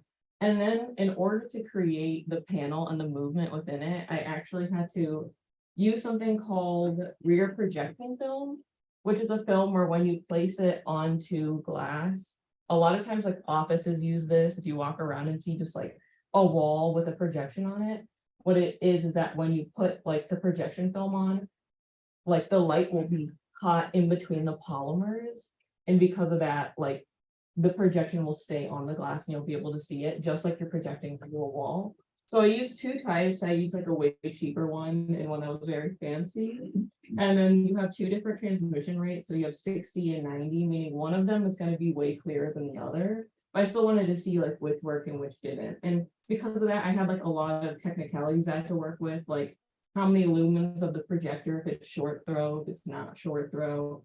And then like if there was a degree tilt for each projector. So I had to like decide how to change the projector and set everything up because of that. Okay, so let's hope these videos work. Okay, so that was the overall animation that I created. It was only on this panel here, but I'll try to play it again. Oh, it's looking okay. Yeah, so I actually created an animation based off of the Riddling Tale, which is from like the Grimm's tale, where you have 3 flowers and then they're actually all sisters and only one of them can turn into a flower in the night, and people are trying to figure out which sister it is, and it's because only like two of them have dewdrops on them because they stay flowers, and since one of the sisters turns into a human, when she comes back in the morning, there are no dewdrops on her. So for this, I decided to just create like a quick animation of one of the sisters converting into a flower.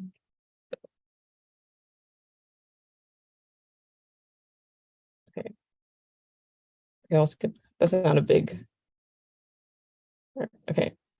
So this was actually the first projection film that I used, and you can see that it's a bit darker because I used the scissor test, as I called it, where I would place scissors right over it, and you can see how it's really dark compared to like the rest of the stained glass. So that's how it regularly looks, and then how the opacity changes and how it actually makes everything blurry. So if someone were to want to stand behind it, it wouldn't give the actual illusion of glass.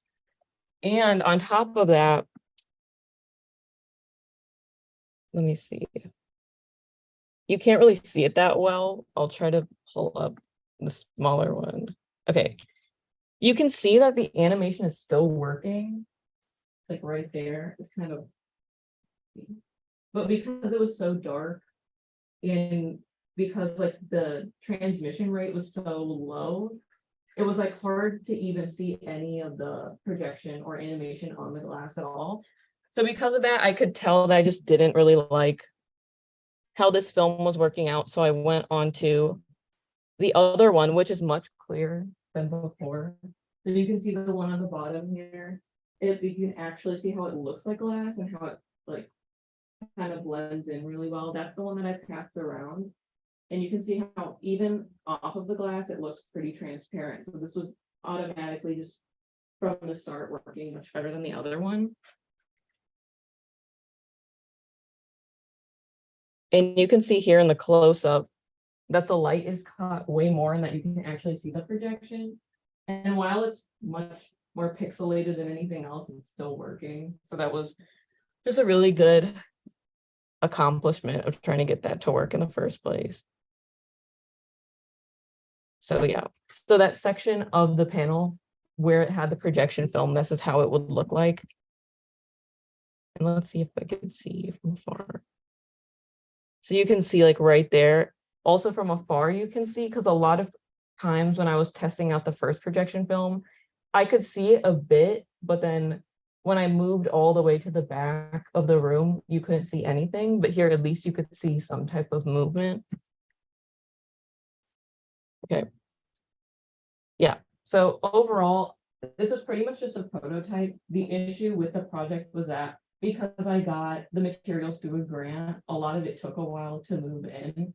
So even though, or like to be received on my end. So even if I was able to do the prototype, I would want to make a larger panel since I now know that it works. Because I now have like a huge film of like projection film that I want to use. So the issue here was that if you can see on the panel here, a lot of it is like, because this is textured glass, there are a lot of air bubbles in it, which causes inconsistencies when I'm projecting onto the panel at all. So if I were to create a larger panel, I would want to use untextured glass. So this could stick on really well, and then there wouldn't be any inconsistencies, and it would help out with the illusion and make it much smoother in general. I also would want to try colored animation because I feel like black and white animation kind of breaks the illusion and it doesn't really look like the panel is moving itself. It just looks like there's a projection on top of the panel. And then another issue I was facing was in all the videos that I showed, it was very dark, and that's why you could see the animation really well. The whole point of having the stained glass panel look real or kind of look like it's a subtle movement or like an illusion of some type is if it looked like a regular day and it was bright outside and it just looked like a glass window. So I wouldn't want it to look like a condition where there would be a projector in the room at all. And then also, I feel like to help that out or to figure out how to fix the lighting conditions, I could just test out a variety of different lumens on a projector, what type of projector, and then just play around with that. So yes, that is it so far. Thank you. Did you design the panel or was that something that they gave you at the? Oh yeah, this was at Pittsburgh Glass Center. They already had this design, yeah. And then I tried to figure out what tale or story could work with the panel already that I had. So that's why I went with like the Grimm's fairy tale. For the new one, would you be the same but scale up or it would be different pattern or background? I feel like I would try to make my own pattern or background because this works as like a test, but I feel like I would want to have more of a like cohesive narrative if I were to make it larger. So It would be the same narrative or a different or slightly different. I feel like I would have a slightly different one because I do like the idea of having like a person, like a figure, because I'm thinking of like traditional stained glass usually have figures of people on it. I feel like when you look at like a portrait, like the idea of like blinking is something that a lot of people can like relate to or understand, and that's a really subtle movement that I think could work with like a larger stained glass panel. So I probably want to work with slight movements of like a body or appendage or like blinking. Would you develop that narrative or you adapt from the existing story? I feel like I would adapt from this story, but just add people. One of the things you said that really resonated with me is this idea of, you know, staring at a pattern and it starts to move, which I totally relate to. And I'm wondering, have you thought about, you know, instead of using like figures, using the abstract patterns that kind of. Where like the viewer doesn't know whether it's in their mind or actually moving. Yeah. It seems like a kind of cool application of this. Yeah, like the great part about stained glass too is you have like these lines and then a lot of just general shapes are Yeah. added. So in this, it's like we don't have color blocking other than like in the background at all. You only have color blocking in like the flower. But like the great thing could be that I could just add different shapes and colors and do like small movements on abstract colors, which is something I would definitely want to do if I'm scaled up the project. Yeah, I was sort of thinking that same thing, just because what, you know, when I was looking at it, I was prepared to see like the flowers start to move or, you know, and it, instead of like an animation being projected, which seems so different than the visual of the stained glass. You know what I mean? I almost felt like something outside, like invading the glass, which was interesting too. It just, it's a little different, I think, than staring at something and seeing it move. You know what I mean? Yeah. Because I feel like the whole point was I wanted to make it like a very subtle animation, but I had to figure out in the first place if it could even work. So because of that, I was standing from far away, I have to make a large exaggerated type of movement because I couldn't even tell if it would have worked. But if I would do the large panel later, I would want to make it like subtle. It's such a cool idea. And adding color to it, I think will make a Yeah. huge difference Yeah. as well. Like if you're working within the same color palette as the rest of the stained glass, it will look very much more like thing that's coming off of what's already there. Yeah. Cool, all right. Thank Thank you you. very much.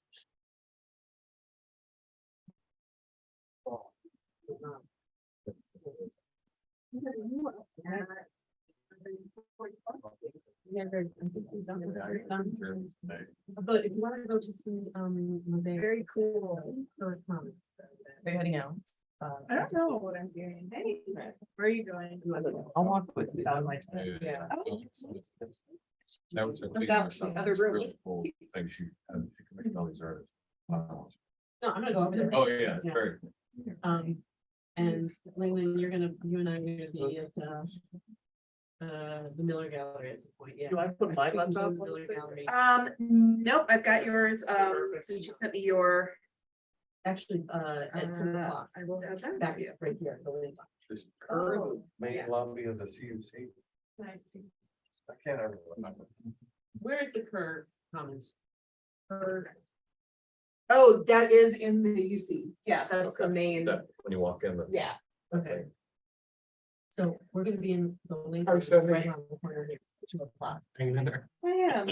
This is the first time we've done this over here. Like, it's because we outgrew these. Sure, yeah. We might need a couple more people to help us run this. And I could do it, but clearly. Well, I'm happy to be 4 doors away. So, you know, listen. Thanks. Well, thanks for coming. Absolutely. Yeah. It's me, the end of my last. one. Yeah, that's fine. Yeah, so you're gonna see me today. Yeah, but they can.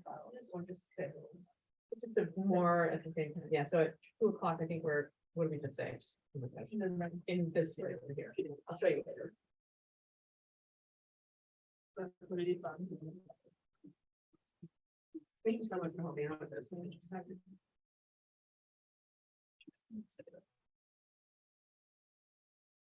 Hi, Stephanie, see you. Bye.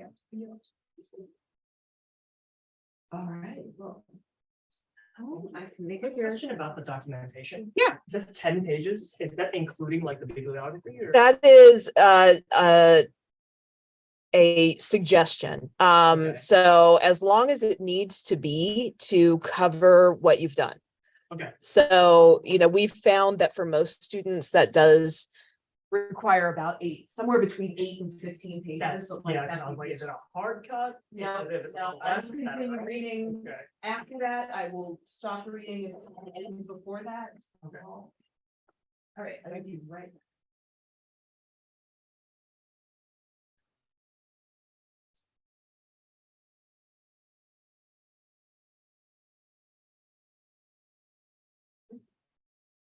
You have to.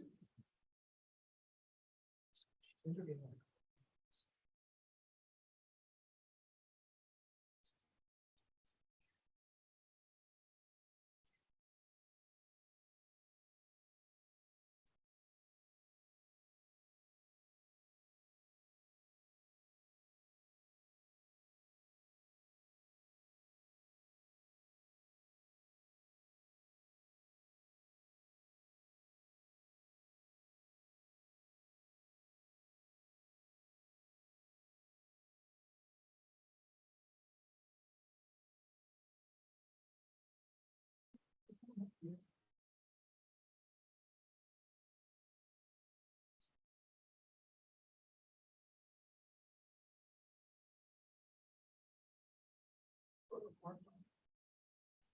He sent me that as you said, I love you. I'm just like, ah.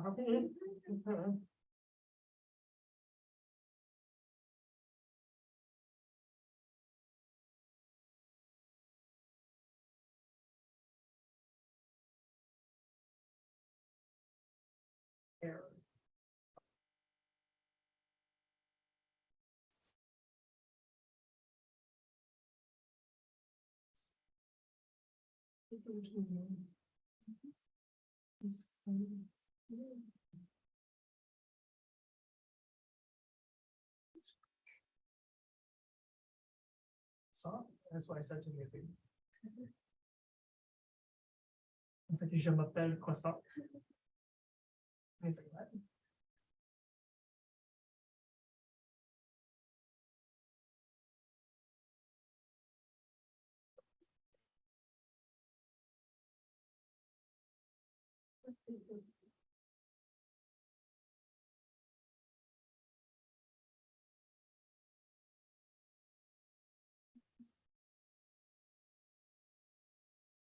It's a live photo.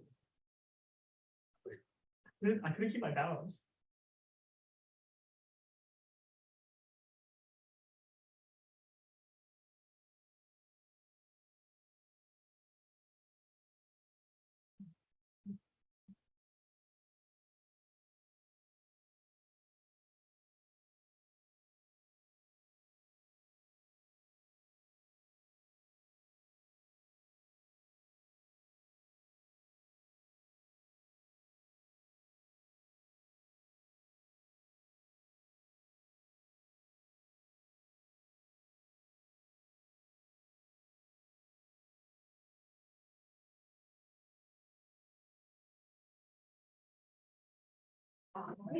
Just you. I think it's gonna be just me.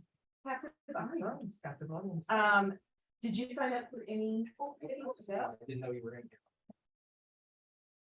They wouldn't let me leave to go to yours. That's fine. You didn't miss anything. It was very good, but we will have a version. I go. Pretty good. I'm in street. I was dressed like I was about to set the stage when I was. The audience of 3. Yeah, I only had 2 people. I had Murray. All right, Andrew, anytime you would like to begin. How do I control it? So you should just be able to go with the arrows back and forth. Yeah. All right. Hello, my name is Heather. So anyway, so we are looking at a research project. It's a continuation of what I did last year for BXA seminar 3. Seminar 3. So we're still looking at sensory motor skill acquisition in a motor timing task, but this time we have EEG components, which is interesting. So why are we looking at this? So skill acquisition, it is a cornerstone of educational development. It's a very difficult thing to do if you've ever played a musical instrument when you're starting a new piece or starting to learn a new instrument, riding a bike. It's really hard to do. And it's generally broken down into 3 phases. There's a cognitive phase where you have to sit down, you have to analyze all the parts, you have to figure out exactly what motions to perform. Then there's an associative phase where you practice and you work through those components. That generally is the phase that takes the longest. You start to build mastery. And then there's, of course, the mastery phase where you're able to do it with no problem at all, very smoothly, up to speed, whatever. You're able to do it quite well.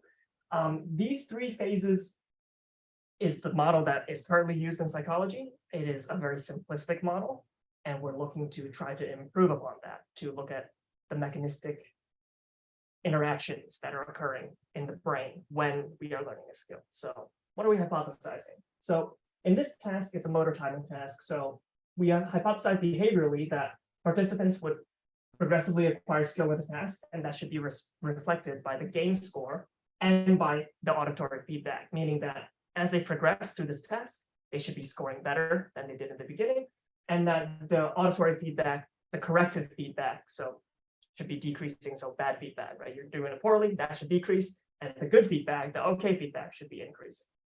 In terms of electrophysiology, we hypothesize that we can see the acquisition of this timing task by looking at certain distinct signals and event-related potentials in the EEG. Specifically, there is something called the N1P2 complex and the P300 ERP component, which shows that they are interpreting feedback and then responding to it. The graphs of that will be shown in later slides. So methods. So what is the design of this study? So essentially we have the participant in an EEG cap. It's a biosemi system. There are 64 electrodes. We are measuring their EEG signals. We're also measuring their EMG signals, which is the muscle signals, although that is a little bit outside the scope of this particular study that will be used in later studies. They are tapping on this touchpad, which everything runs through an Arduino system, and then the readout is on just the computer. So that's kind of the experimental setup. It is a wet EEG system, which means participants have to have conductive gel in their hair. It's really messy. It's not a fun time to set up, but we won't get into that. The task is motor timing. So they're tapping on this touchpad here, and it's all auditory, which means they're wearing headphones and they're listening to sounds. So what are they listening to? They're listening to an ascending C and descending C major scale, not simultaneously, but in that order. Each of these notes, I should say, requires 8 taps at the correct speed in order for them to progress to the next note. So what is the correct speed? Well, that's randomized. There are 4 speeds that the computer chooses from. These numbers represent the time in between one tap and the next. So let's go from very quick taps to very slow taps. And when they're progressing through these blocks, they will have to find the correct speed through trial and error. And then the speed will just randomly switch twice between the 8.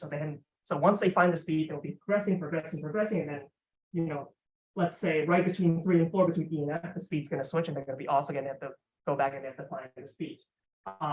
The feedback that they receive is also auditory, and that's on the note itself. So when they're tapping at the correct speed, they will hear the correct note pitch. They'll hear a C4, they'll hear an E4, et cetera, et cetera. If they're tapping too slowly, they get the slow feedback, which is a really, really low note, well below the C note, or the correct note they're supposed to hear. Then they know that they're tapping too slowly. If they're tapping too quickly, they'll hear a very high pitched note, and then they'll have to adjust accordingly until they find the correct note. All of this the participants were all briefed about how this worked before they started, so they're not just like, what am I hearing here? And this is the scale of 8 pages, and they progress through the study as such. So we look at the behavioral results. So as expected, participants got better as they practiced. So as they progress through the 8 blocks, the average score per block of the 22, sorry, I should say there are 22 participants total in this study. As we see, the evolution of the score tended to increase on average over the 8 blocks as they progress, and the amount of okay feedback also tended to increase, which is kind of what we expected, while we have fast and slow corrective feedback decreasing. If we look over here, we also asked participants about their background. So they self-reported their background in video game performance, music theory, and also instrumental performance. The next slide shows instrumental, because we wanted to see how background affected their performance of the task. As we can see, video games didn't really do much for performance, and neither did music theory, which is kind of, music theory we expected to not see any correlation with performance, because it's a very academic task. There's nothing really physical about it. You learn the figured bass, you learn the chords, harmony, that's kind of it. There's no real physical component to it for people that just did music theory. Video games, we did expect to see some sort of correlation, and there is a very minor, very weak correlation, but not very much. And the reason we figured that the correlation would not be quite as high is because there's a large domain of video games. There are rhythm games that exist, but there are also like civilization games, first-person shooters, 2D games, et cetera, et cetera. And a lot of those games don't have that motor component, that rhythm component that we're looking at. And that might be what's causing this. If we ask specifically for rhythm games, we do expect to see a stronger correlation. However, we did not. So this is kind of as expected. Continued, instrumental years versus performance. We do see a little bit more of a correlation here, which is kind of exciting, and we did kind of expect. If you practice instruments a lot, you're generally going to have better rhythm than people that don't.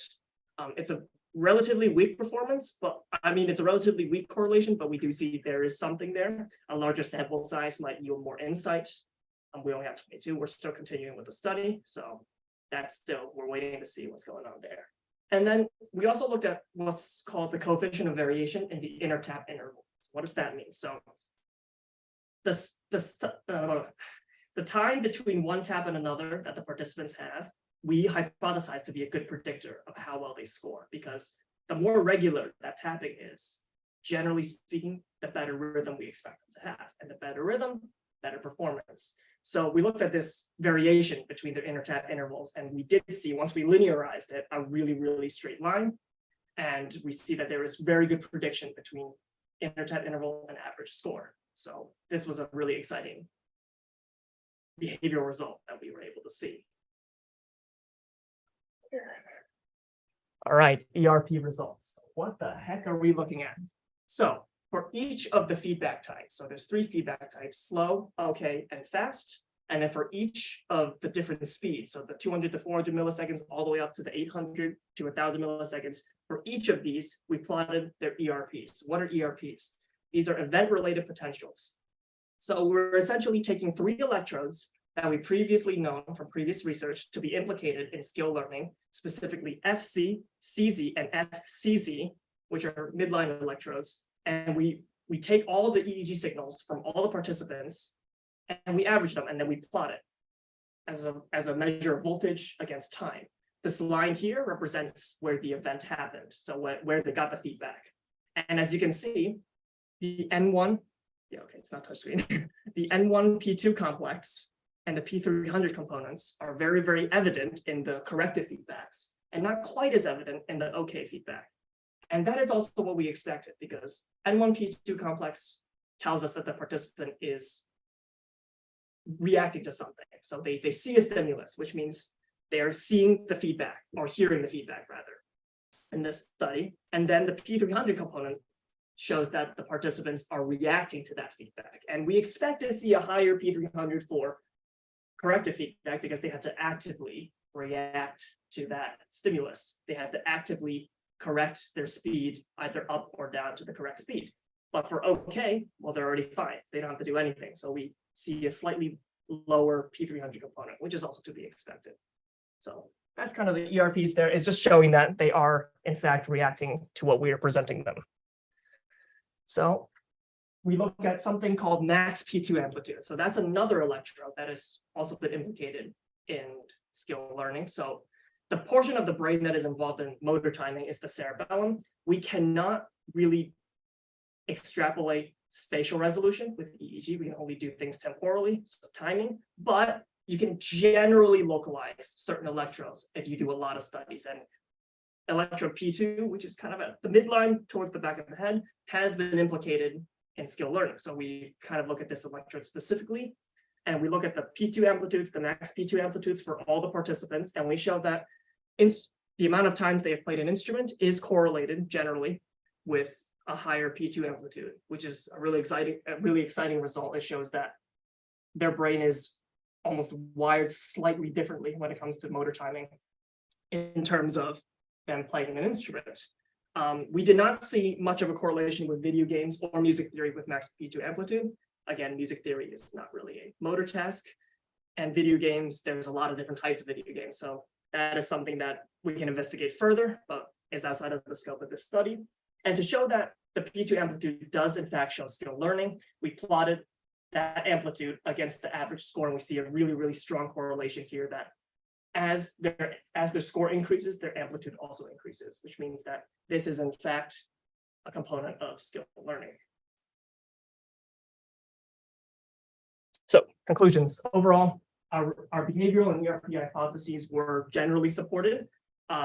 Like I said, of interest is the fact that instrumental practice really appears to be a generally good predictor of task performance, which is due to the nature of music. There's that component of skill that does transfer from one task to another. Future research should focus on the more neural mechanism of the timing skill acquisition. We're just kind of showing that it does occur, but we have not yet investigated how specifically it occurs in the cerebellum. This would have to be done with another method. EEG can't tell us that. It can only tell us that it is happening. How it's happening, you have to use fMRI or MEG imaging, which is actually a study that is in the pipeline that we're about to do. And overall, the whole goal of this is John Anderson, who is the principal investigator in this lab, is trying to develop his own cognitive architecture to model human behavior. It's called ACT-R. And he needs to develop a motor learning module so that the data we collect here, we can feed into that algorithm, and then the machine learning model, the AI, can learn a motor task in a similar way that humans do. And we can kind of replicate that and figure out that mechanism behind it. So that's generally what we're looking at. Thank you very much. Yes. Questions? Yeah, thinking about where this is going, I mean, clearly there's a lot of different directions you can take it in. I was struck by you mentioning like the video games didn't correlate, but rhythm games might. And I wonder, like, what do you think you would get out of sort of a focus on people with a background in rhythm games, or like pattern matching games even? Yeah, pattern matching or rhythm games is kind of what we're looking at, specifically rhythm, just because it's like almost this game that we're doing is essentially a simplified rhythm game. And it would be really interesting if we could kind of narrow the participant pool of people that played a lot of rhythm games, because one specific subject that we did play a lot of rhythm games, and they were one of the top scorers. But we did not specifically look at that. Like the survey was kind of general. I only knew that because I was told that by the subject. And then looking at the subject number and the scores, they scored very, very high. They were the top few scorers, if not the top scorer. So it would be interesting to look at that. And I did bring that up, and it is something that we might look at in the future. I'm looking at the instrumental performance. That was just something like my own kind of like pet thing, because I was like, you know, neurobiology, piano. I was like, I wonder how music plays a role in this. Yeah, it's really striking that came through so clearly. Yeah. So I get that there would be no relationship between, well, less correlation between music theory and the output on this test, because as you said, music theory in itself is not a very tactile activity. But are you planning on doing an experiment down the line that analyze music theory and its effect on other processing routes as well? Because I've read, like, for example, bilinguals, they tend to be better at memory and cognition tasks because there's a better sense of organization. Things will wire a certain way up there. Would you predict something like that? Yes, definitely. And maybe not even in our specific lab. I know like Eric Thiessen's lab, he does a lot of like language processing stuff. The way that John Anderson structures his lab and structures experiments, it's we work at a module at a time. So he's very focused on like motor stuff right now, and will probably be so for the next couple of years. After that, he might go on to like more language module and stuff. It takes a long time to develop these modules, and they're also continually in development, but definitely, I think that'd be something very interesting to investigate, like music theory and how that affects other parts of cognition. Definitely, there's definitely an effect. It's just we don't know what it is yet. Perhaps. Forward to it. Yeah. I also wonder if this wouldn't. I wonder what would happen if you pulled people from like Stephen Neely's eurythmics classes. Yeah. And after a semester of eurythmics, you have a better score, right? A better score, right? Eurythmics and post eurythmics. Right. I mean, because it's built in. You've got people doing. Yeah. Just walking. Yeah. But there's like a lot It's of rhythm. classic, There's yeah. a lot of like rhythm building. That was the hardest. I hear from everybody that it's both the hardest and the most amazing. Yeah. So it's something. a little bit. All right. Thank you so much. Thank you.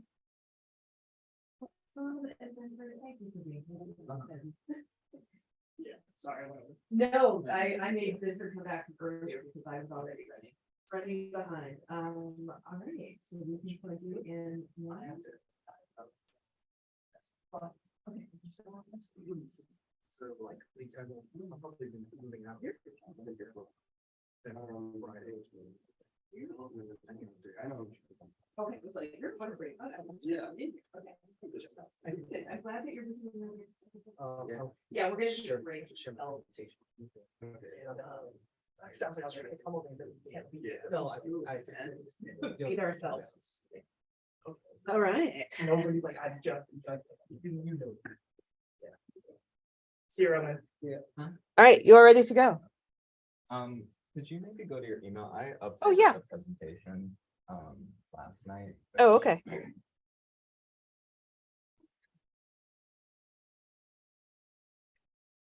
Just sent it like, There it is. thank you so much. Not a problem. All right, all yours. Cool. So I'm Benford Krumenacher. Are you confused, Will? No, I was wondering if you were gonna take a break now and then. Oh, well, I was gonna go like earlier, but then I did not. I studied biological sciences and art, and I have kind of a computational focus in both. I do like comp bio research and computational art. And I want a picnic, but I don't just want like any picnic. I want only a picnic. I only want like things that are essential for this picnic to be a picnic, to be in there and not anything else. And how would we get that? To me, the answer to that is like looking to the media about picnics, which is like how we get our ideas about what picnics are. And for me, that's Yogi Bear. There's just like a lot of scenes involving picnics, like that, and that, and that. And in these, you just kind of see collections of objects, and they're rendered in a very specific way. So the first question is like, what are the objects that exist across all of the picnics shown in Yogi Bear? Yeah. So what I did was I downloaded all of the like Yogi Bear comics specifically because the comics exist as like kind of distilled versions of the cartoon. I don't know exactly like what the process between the two is, but just across all the scenes, these are the occurrences of each object. And as you might expect, like basket is kind of the most common thing, followed by blanket and bread and apple, and then a bunch of different things. But I don't know, the specific objects that occur is less interesting than like the relationships between them. So what I did after that was look at how they occur together. So blanket and basket occur most often together. Same with like bread and basket, but you see this isn't like symmetrical. So I don't know, though basket, though most times there's a basket, there's also a blanket. Basket can also exist like without blanket. So if you kind of view it as like a network instead, blanket relies on basket, bread relies on basket. And then this kind of draws out to like ice cream relies on cake. Cake and plate have like a very close relationship, and plate is reliant on chicken. And then as you move like further out, it gets more complicated. So there's kind of just like an implicit hierarchy of like dependence between these things, which is this point. Some objects occur less dependently on others.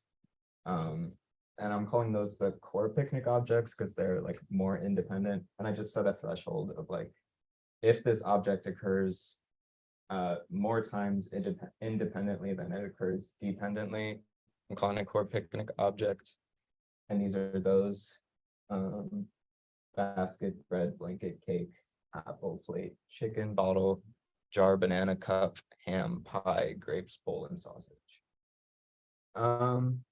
And here's just some of the apples that I collected. I had to go through like all of these comics and pick out all of the objects isolated, so I could work with them.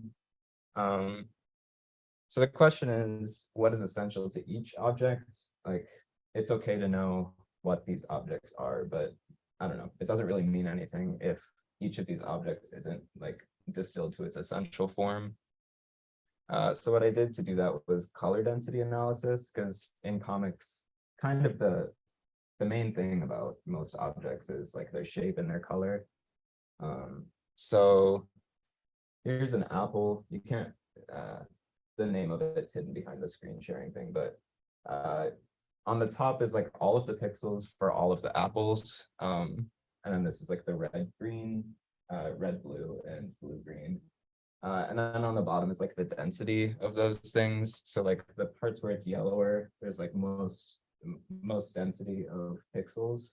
So it's pretty easy to assume that like the most dense areas are leaning toward more essential things about these objects. So if we take the intersection of the densest areas, sometimes they don't line up. But in this case, it gives that color, which might be what you expect. What is this one? Geez, Oh, you can drag that down to the bottom of that. the whole thing. Oh, cool. Okay. So this is cake. There's not much. You can see like the brightness of this is kind of not as strong as the last one. So there's not as strong of a correlation, but they still intersect in the brightest areas to give those colors, which is, I don't know. And then if you do it with bread, there's kind of a strong correlation that gives that color. Chicken gives these three colors, and the blue is something interesting. I think I want to correct for that later because a lot of the time when there's shadows drawn, like it's in blue. So in a lot of cases, the chicken is like shadowed. So there's just a lot of blue in there. Pie gives a strong other blue because it's also in the shadows a lot. Plates are this color, but this one's kind of weird too because there's like a lot of different spots because there's kind of a bunch of subtypes of plates that occur. Ham gives this brown. Bowls, kind of the same thing as the cups, if that's what that would, no, the plates.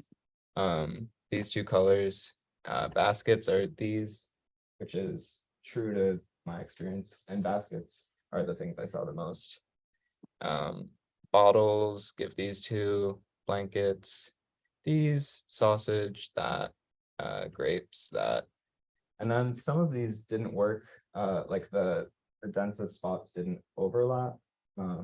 And surprisingly, an orange didn't give a good orange color.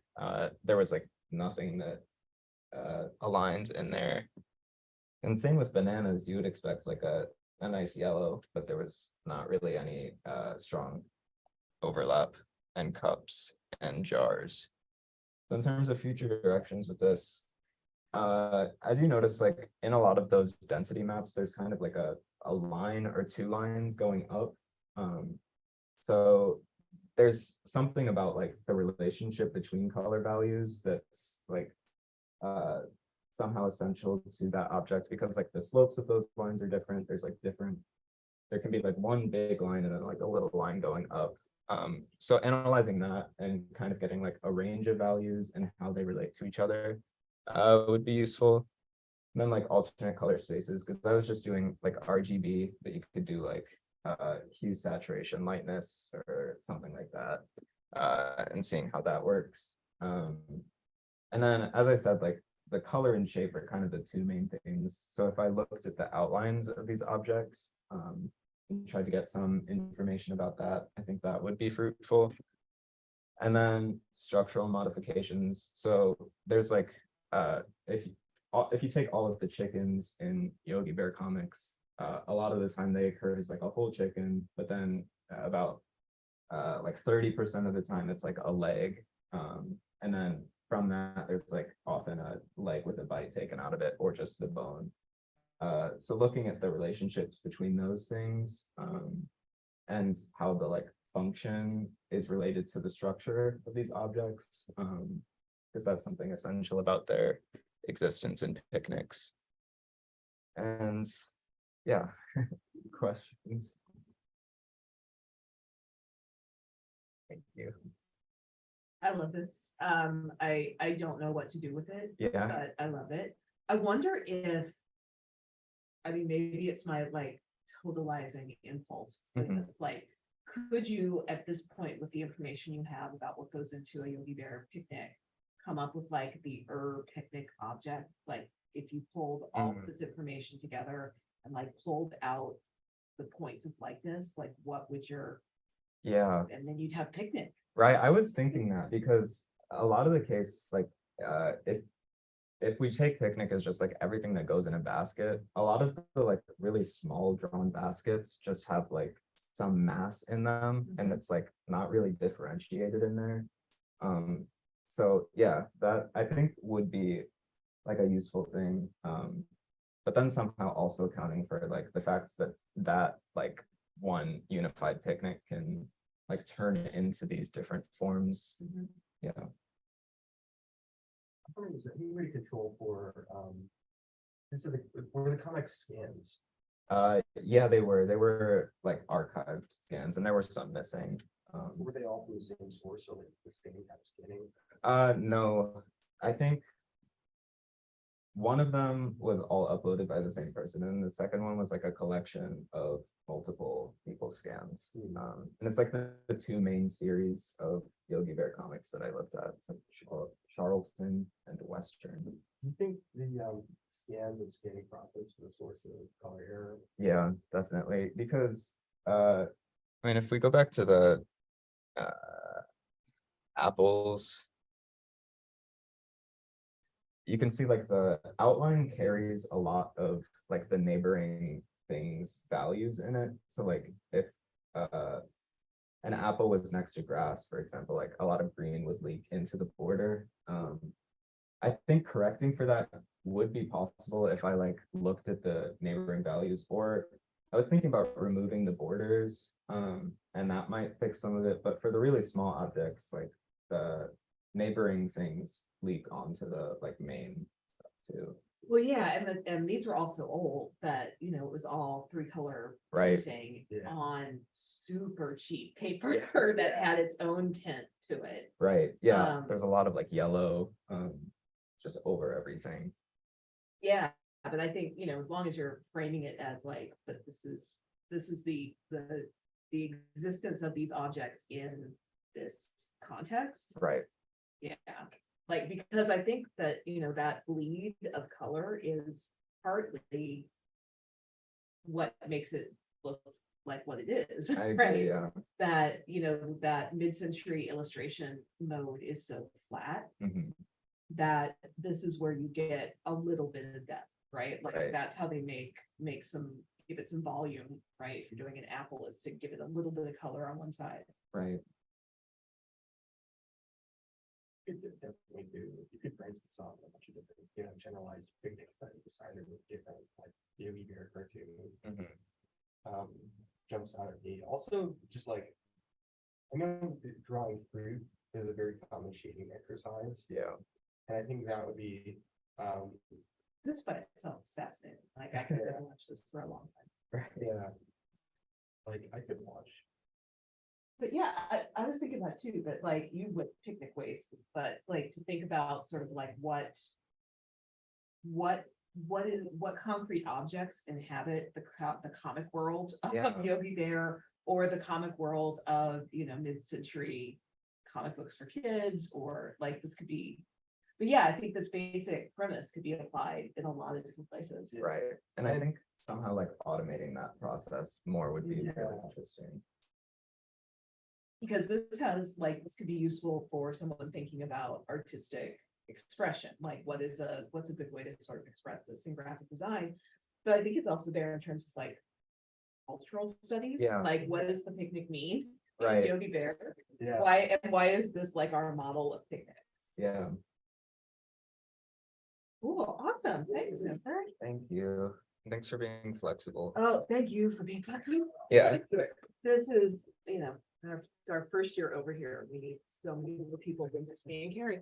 I'm gonna go feed myself now so that I can.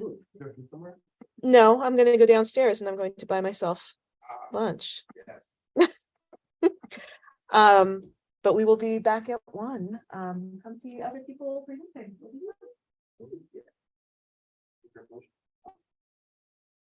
Where are you? Or no, I actually exchange. Let's go studio first. I think Emmanuel's in there. Yeah, what's your? Yeah.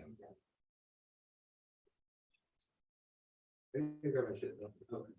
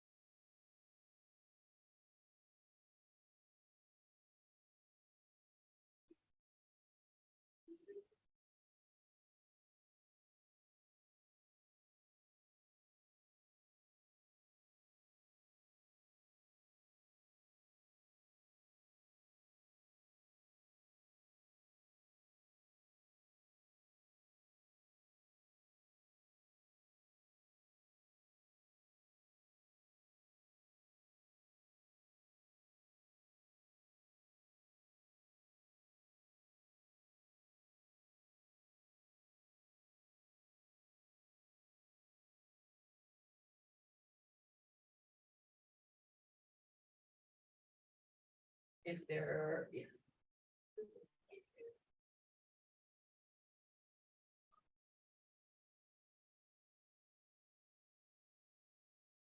I was running around like a crazy person this morning, because at 5:15 this night, Mary Ellen sent out the like, oh, executive committees tomorrow, and here's the agenda. Stephanie's gonna update us on the review.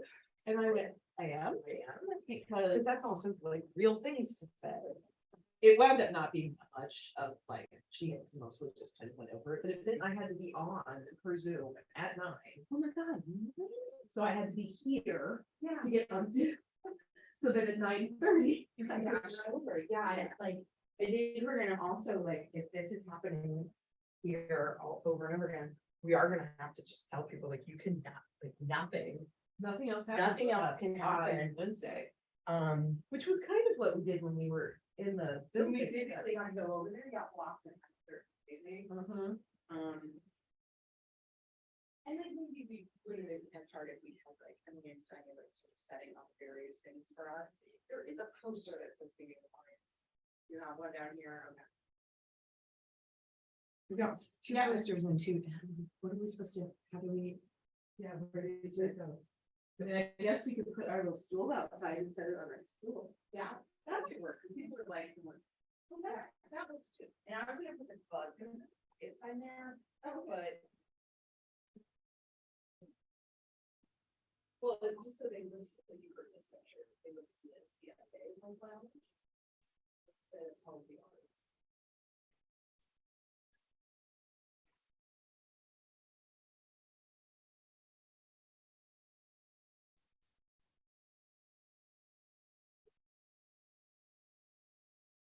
Oh, okay.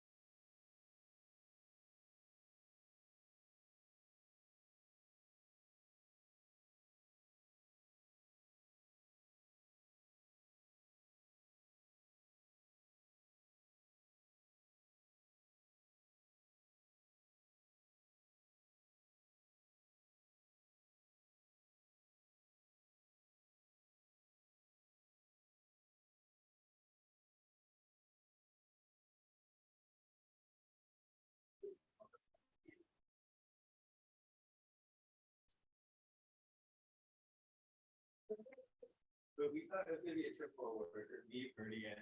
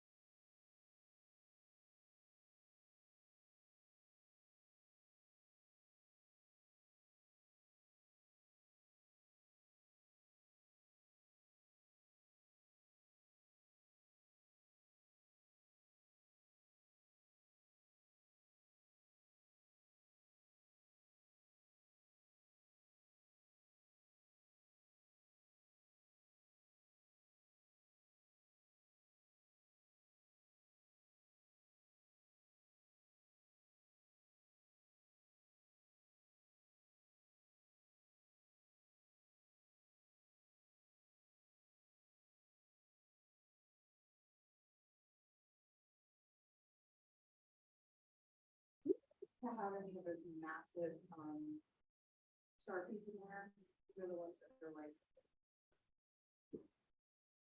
Yeah, I just don't know where to get, it's looking for them.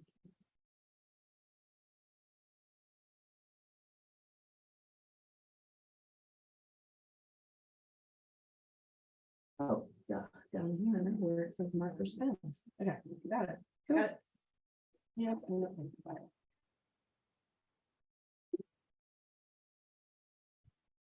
I was looking above this, like on the surface there.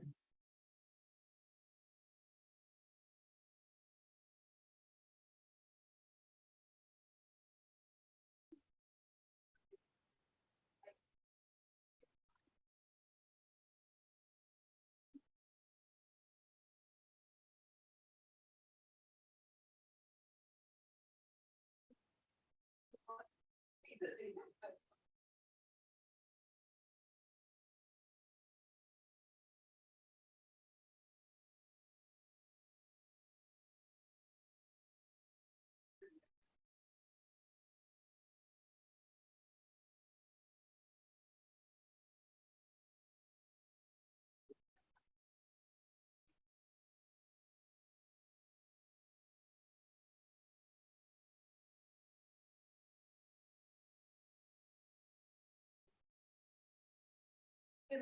pink lemonade. As long as I don't smell like peach store, like that is just, I don't know what that is, but it's not good.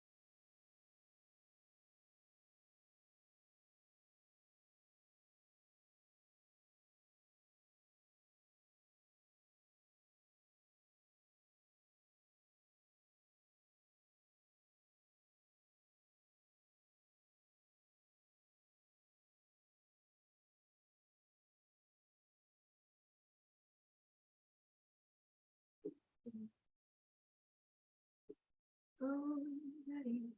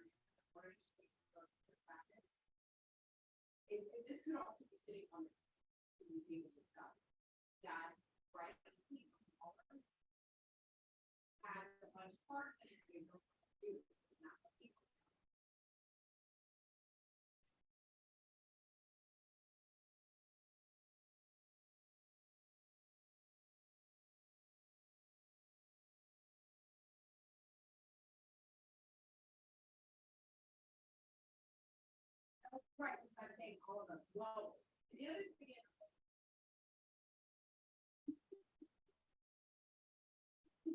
Number good. I mean, I can take. I will keep my phone. So that I can see it. That's the one. But we're starting. So I can call that. Yeah.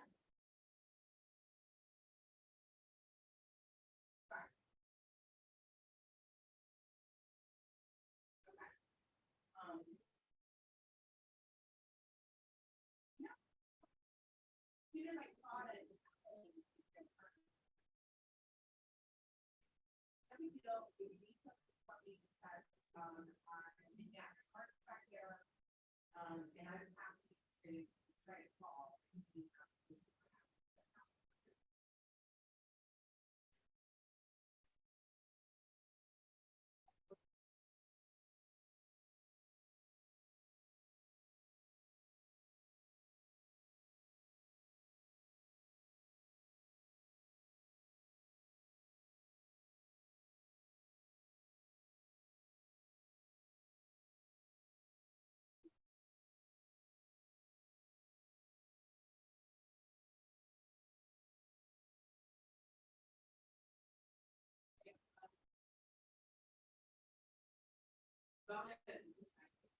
All right.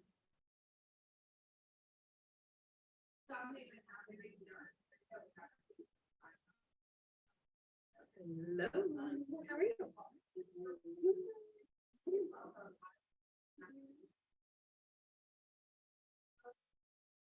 I guess so.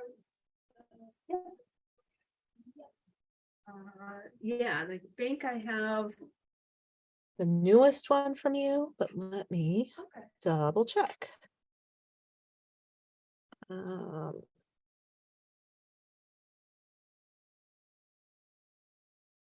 nope, that's not it.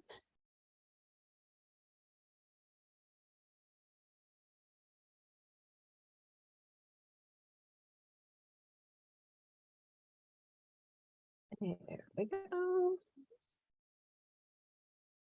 All right, so, oh, you want to, let's make sure that I can. I don't know why it's like this.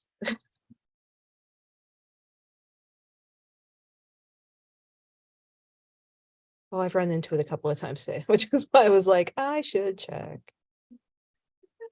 See how we're doing. All right, that should be okay.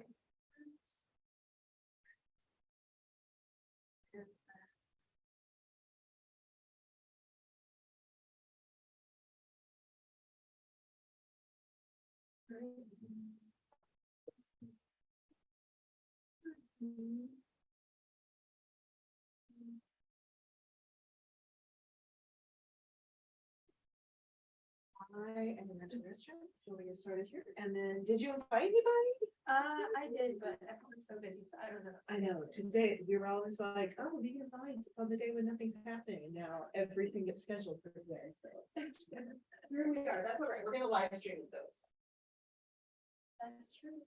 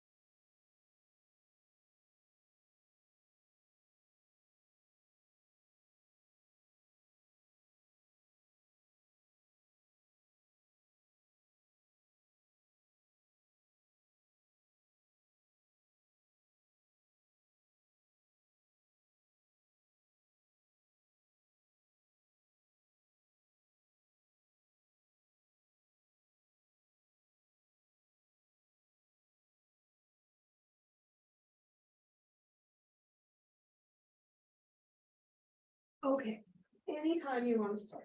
I am listening. Every year. Oh, wait, I have this. Sorry, I forgot I have to restart. Oh, sure. Resume.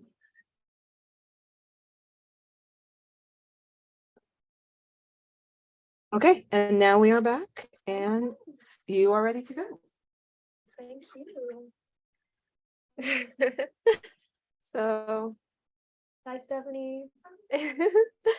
Thank you so much for having me here today. And well, I'm here to talk about my BXA Capstone project, which I believe you've been privy to some of it already. And we're a big hand in helping as well. And so I'm talking about it has a lot of moving parts, but I think is best encapsulated by the club CGA, which stands for Computer Graphics and Animation. We've also recently changed the name to CGA Studios because we're like, that sounds kind of cool. And so A lot of it came from a sentiment expressed here by my good friend and co-president Rhea. She's expressed to me, I'm largely self-taught, and it was really lonely for me to stumble through the process of learning how to use the software. I'd love to provide everyone with the support they need. And with that, I guess the bunny's out the bag. So hi everyone, if you don't know me, I'm Mikey. I'm a BXA, BHA for Fine Arts and Film Studies with Dietrich. And so before we get started, quick roadmap. We're gonna go through it in 4 parts. Disc 1, loading screen. So what is it? Research and inspo. Disc 2, we're gonna press A to start and talk about CGA Studios beginnings. Part 3, like what we like to call in the hero's journey, belly of the whale. Proceed, question mark. And disc 4, we're gonna roll end credits and talk about what's next. So getting started. Okay, but like, what is it? So CGA Studios is animation and more. And it was touched on before with the quote from Rhea, but it's been something I've been sort of thinking about since freshman year, really late freshman year. And it stems from my personal experience with the animation industry and a lot of its culture. I've found it can be isolating in that you are on your computer like 8 hours a day by yourself.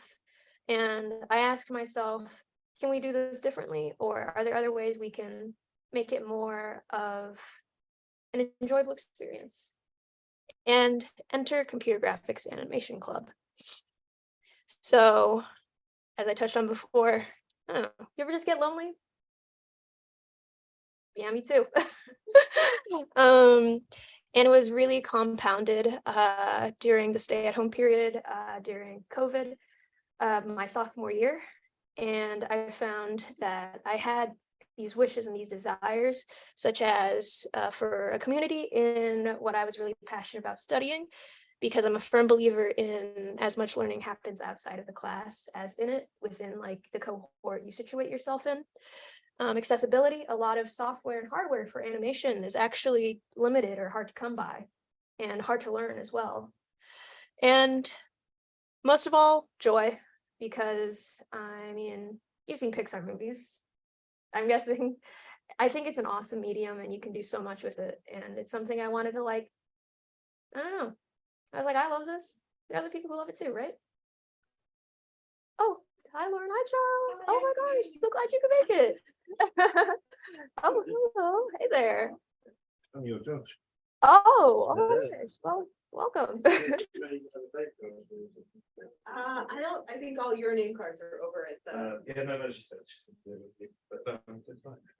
Okay. Yeah, hello. Would you, oh, hi, what's your name? Steve. Steve, nice to meet you, Steve. I'm Mikey. Would you like me to restart? I'm happy to. I'm just not sure about. Yeah, I am. Come back if you want. Okay, sure. All right. Yeah, I don't mind. Just whatever you guys prefer. All right. All right. Hi again, everyone. So today I'm going to talk to you about my BXA Capstone project. Stephanie already knows a little bit about it. It has a lot of moving parts and it's been developing over the past 3 years, but I think it can be best encapsulated in CGA or Computer Graphics Animation Club, which is a club I founded and am currently co-president of. We're going to be handing off as I graduate this semester. And so the sentiment for it, it's an animation club, by the way, came from a sentiment that's expressed here by my good friend and co-president Rhea. It goes, I'm largely self-taught. And it was really lonely for me to stumble through the process of learning how to use the software. I'd love to provide everyone with the support they need. And with that, the bunny's out the bag. Hi everyone. Once again, I'm Mikey. I'm a BXA, for BHA Fine Arts and Film Studies with Dietrich. So quick roadmap, we're gonna break this down in 4 parts. First on the schedule is loading screen, like what is CGA Club, as well as research and inspiration that went into it. Disc 2, we're gonna press A to start and talk about CGA Studios, as we rebranded, beginnings. And then disc 3, we're gonna talk about the journey and the hardest parts, trials and tribulations. And then disc 4, where we are now, what's next, and roll credits. Okay. So start off with, okay, but like, what is it? Also, feel free to raise your hand if you have any questions at any point.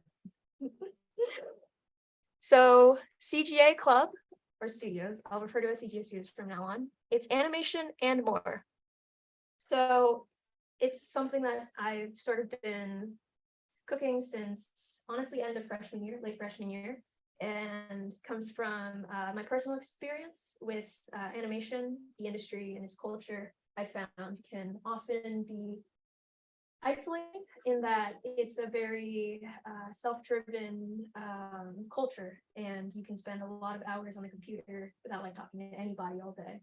And I was asking myself, is there a different way we can do this? And are there ways we can incorporate more joy and socialization with it? So enter CGA Studios. And as I touched on before, I think this slide really sums it up. But you ever just get lonely? Yeah, me too. It really coalesced in my sophomore year, which was the deepest like stay-at-home period during the pandemic. And I found I had these desires, such as for a community within what I was really passionate to study, because I'm a firm believer in as much learning happens outside of the class as in it. That often comes from like the cohort you're in or the people you meet. Accessibility. Fortunately, a lot of animation software and hardware support is limited or hard to come by or challenging to learn. And above all, joy, because this is something I love and I think is really cool. I mean, you guys have seen like, I don't know, Studio Ghibli movies, Disney movies, like there's so much awesome stuff you can do with it. And I guess in a sense, I was looking for a way to like share this joy with other people that I wasn't finding in the moment. And so hindsight is 2020, because I don't know, making a club is actually hard. But skills that I had to learn or research or just know or just throw myself into it and make those mistakes and like figure it out from there. First and foremost, above all, communication. I learned just how important it was and how challenging it can be. Something I've been working on and continue to work on, but I think with having to organize this and just like learn and adapt with it for like 2.5 years by now, I think I learned a lot more than if I hadn't done this. And then leading into teamwork, because everyone is the main character, believe it. But like, I don't know, a team is an assembly of a bunch of main characters, and so we need communication to figure out how we can take all of these perspectives of all these main characters to make something like even more fun and even more cool. And on the right side, hard skills that I did kind of just have to like learn really quickly and really well, because with starting anything, there's a lot of front end work. So the entire 3D pipeline under Maya and like entire 2D pipeline, you know, it's what I got into it for. So all works out. And then so disc 2, actually getting the show on the road. And especially in the beginning, call it Carnival, because we were juggling. We had so many initiatives. We were so excited and passionate to start, but with that came like, you know, there's a lot going on, and it kind of broke down to these 3 categories. Meetings for one. So we had workshops, we had screenings, we were doing socials every week.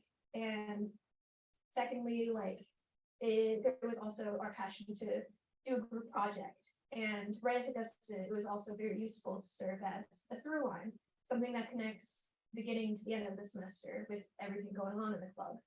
And then thirdly, more general, like IT, social, server support on our Discord, office hours offered by exec, help desk. We're building a workstation. I know you know about that.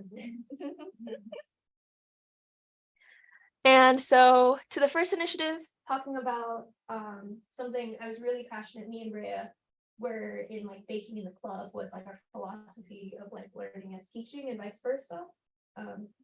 Like back to, I guess, the experiential learning model where we welcome like anyone of all skill levels, regardless, and we kind of see it as like being a more experienced, like there's a joy in getting to teach or like help someone find that as well.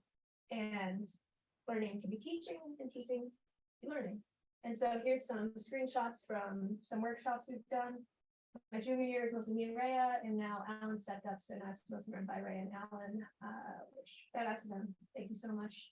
So we did fun things like, you know, you can make a Kirby, you can make like a Jigglypuff and light it up in Maya. And then we were also importing objects from external sources and like matching it to the perspective of the 2D image. And so this is with Patrice, this is by Sarah, other members of the club. And another initiative that's kind of within that and ties into what we're going to talk about next was like another form of resource sharing, networking, and learning we tried this semester was, you know, connecting with animation community at large outside of CMU. For example, as part of Research 4, our project this semester, we were very fortunate to get to organize a call with animation legend named Lou. He's currently working at Studio Grackle, which has been in tandem with really great work such as like the Hades 2 game trailer and others. It was an awesome informative call. Just really glad to have been a part of it. And so what the actual project is, the show reel, as we've been calling it, is a sort of like semester long, and we're probably going to boost it to like 1.5 semesters next year based on how this year turned out. But it's we give the club members a theme and they can sort of make anything animation related in like inspired by the theme. So it's like a bunch of you know, smaller submissions. People can group up as they like. We also do an exec-led group within that to give people who maybe are excited to work on it but would like a little more guidance in getting started. And we really wanted to make it low stakes because for CMU students, I've been there. Make the deadlines flexible, adjust posts as needed because it's like most importantly learning based. So, you know, you get what you put into it. And you can get helping hands from fellow animators, both like maybe more experienced or less. And then, you know, icebreaker, collaborators with similar interests and signal boosts. Put that into a portfolio. Yes, sir. So here's a quick submission from Alan, one of the people who have participated this semester. So we haven't comped the sound in yet, but there's supposed to be a song playing. I don't know if you guys have heard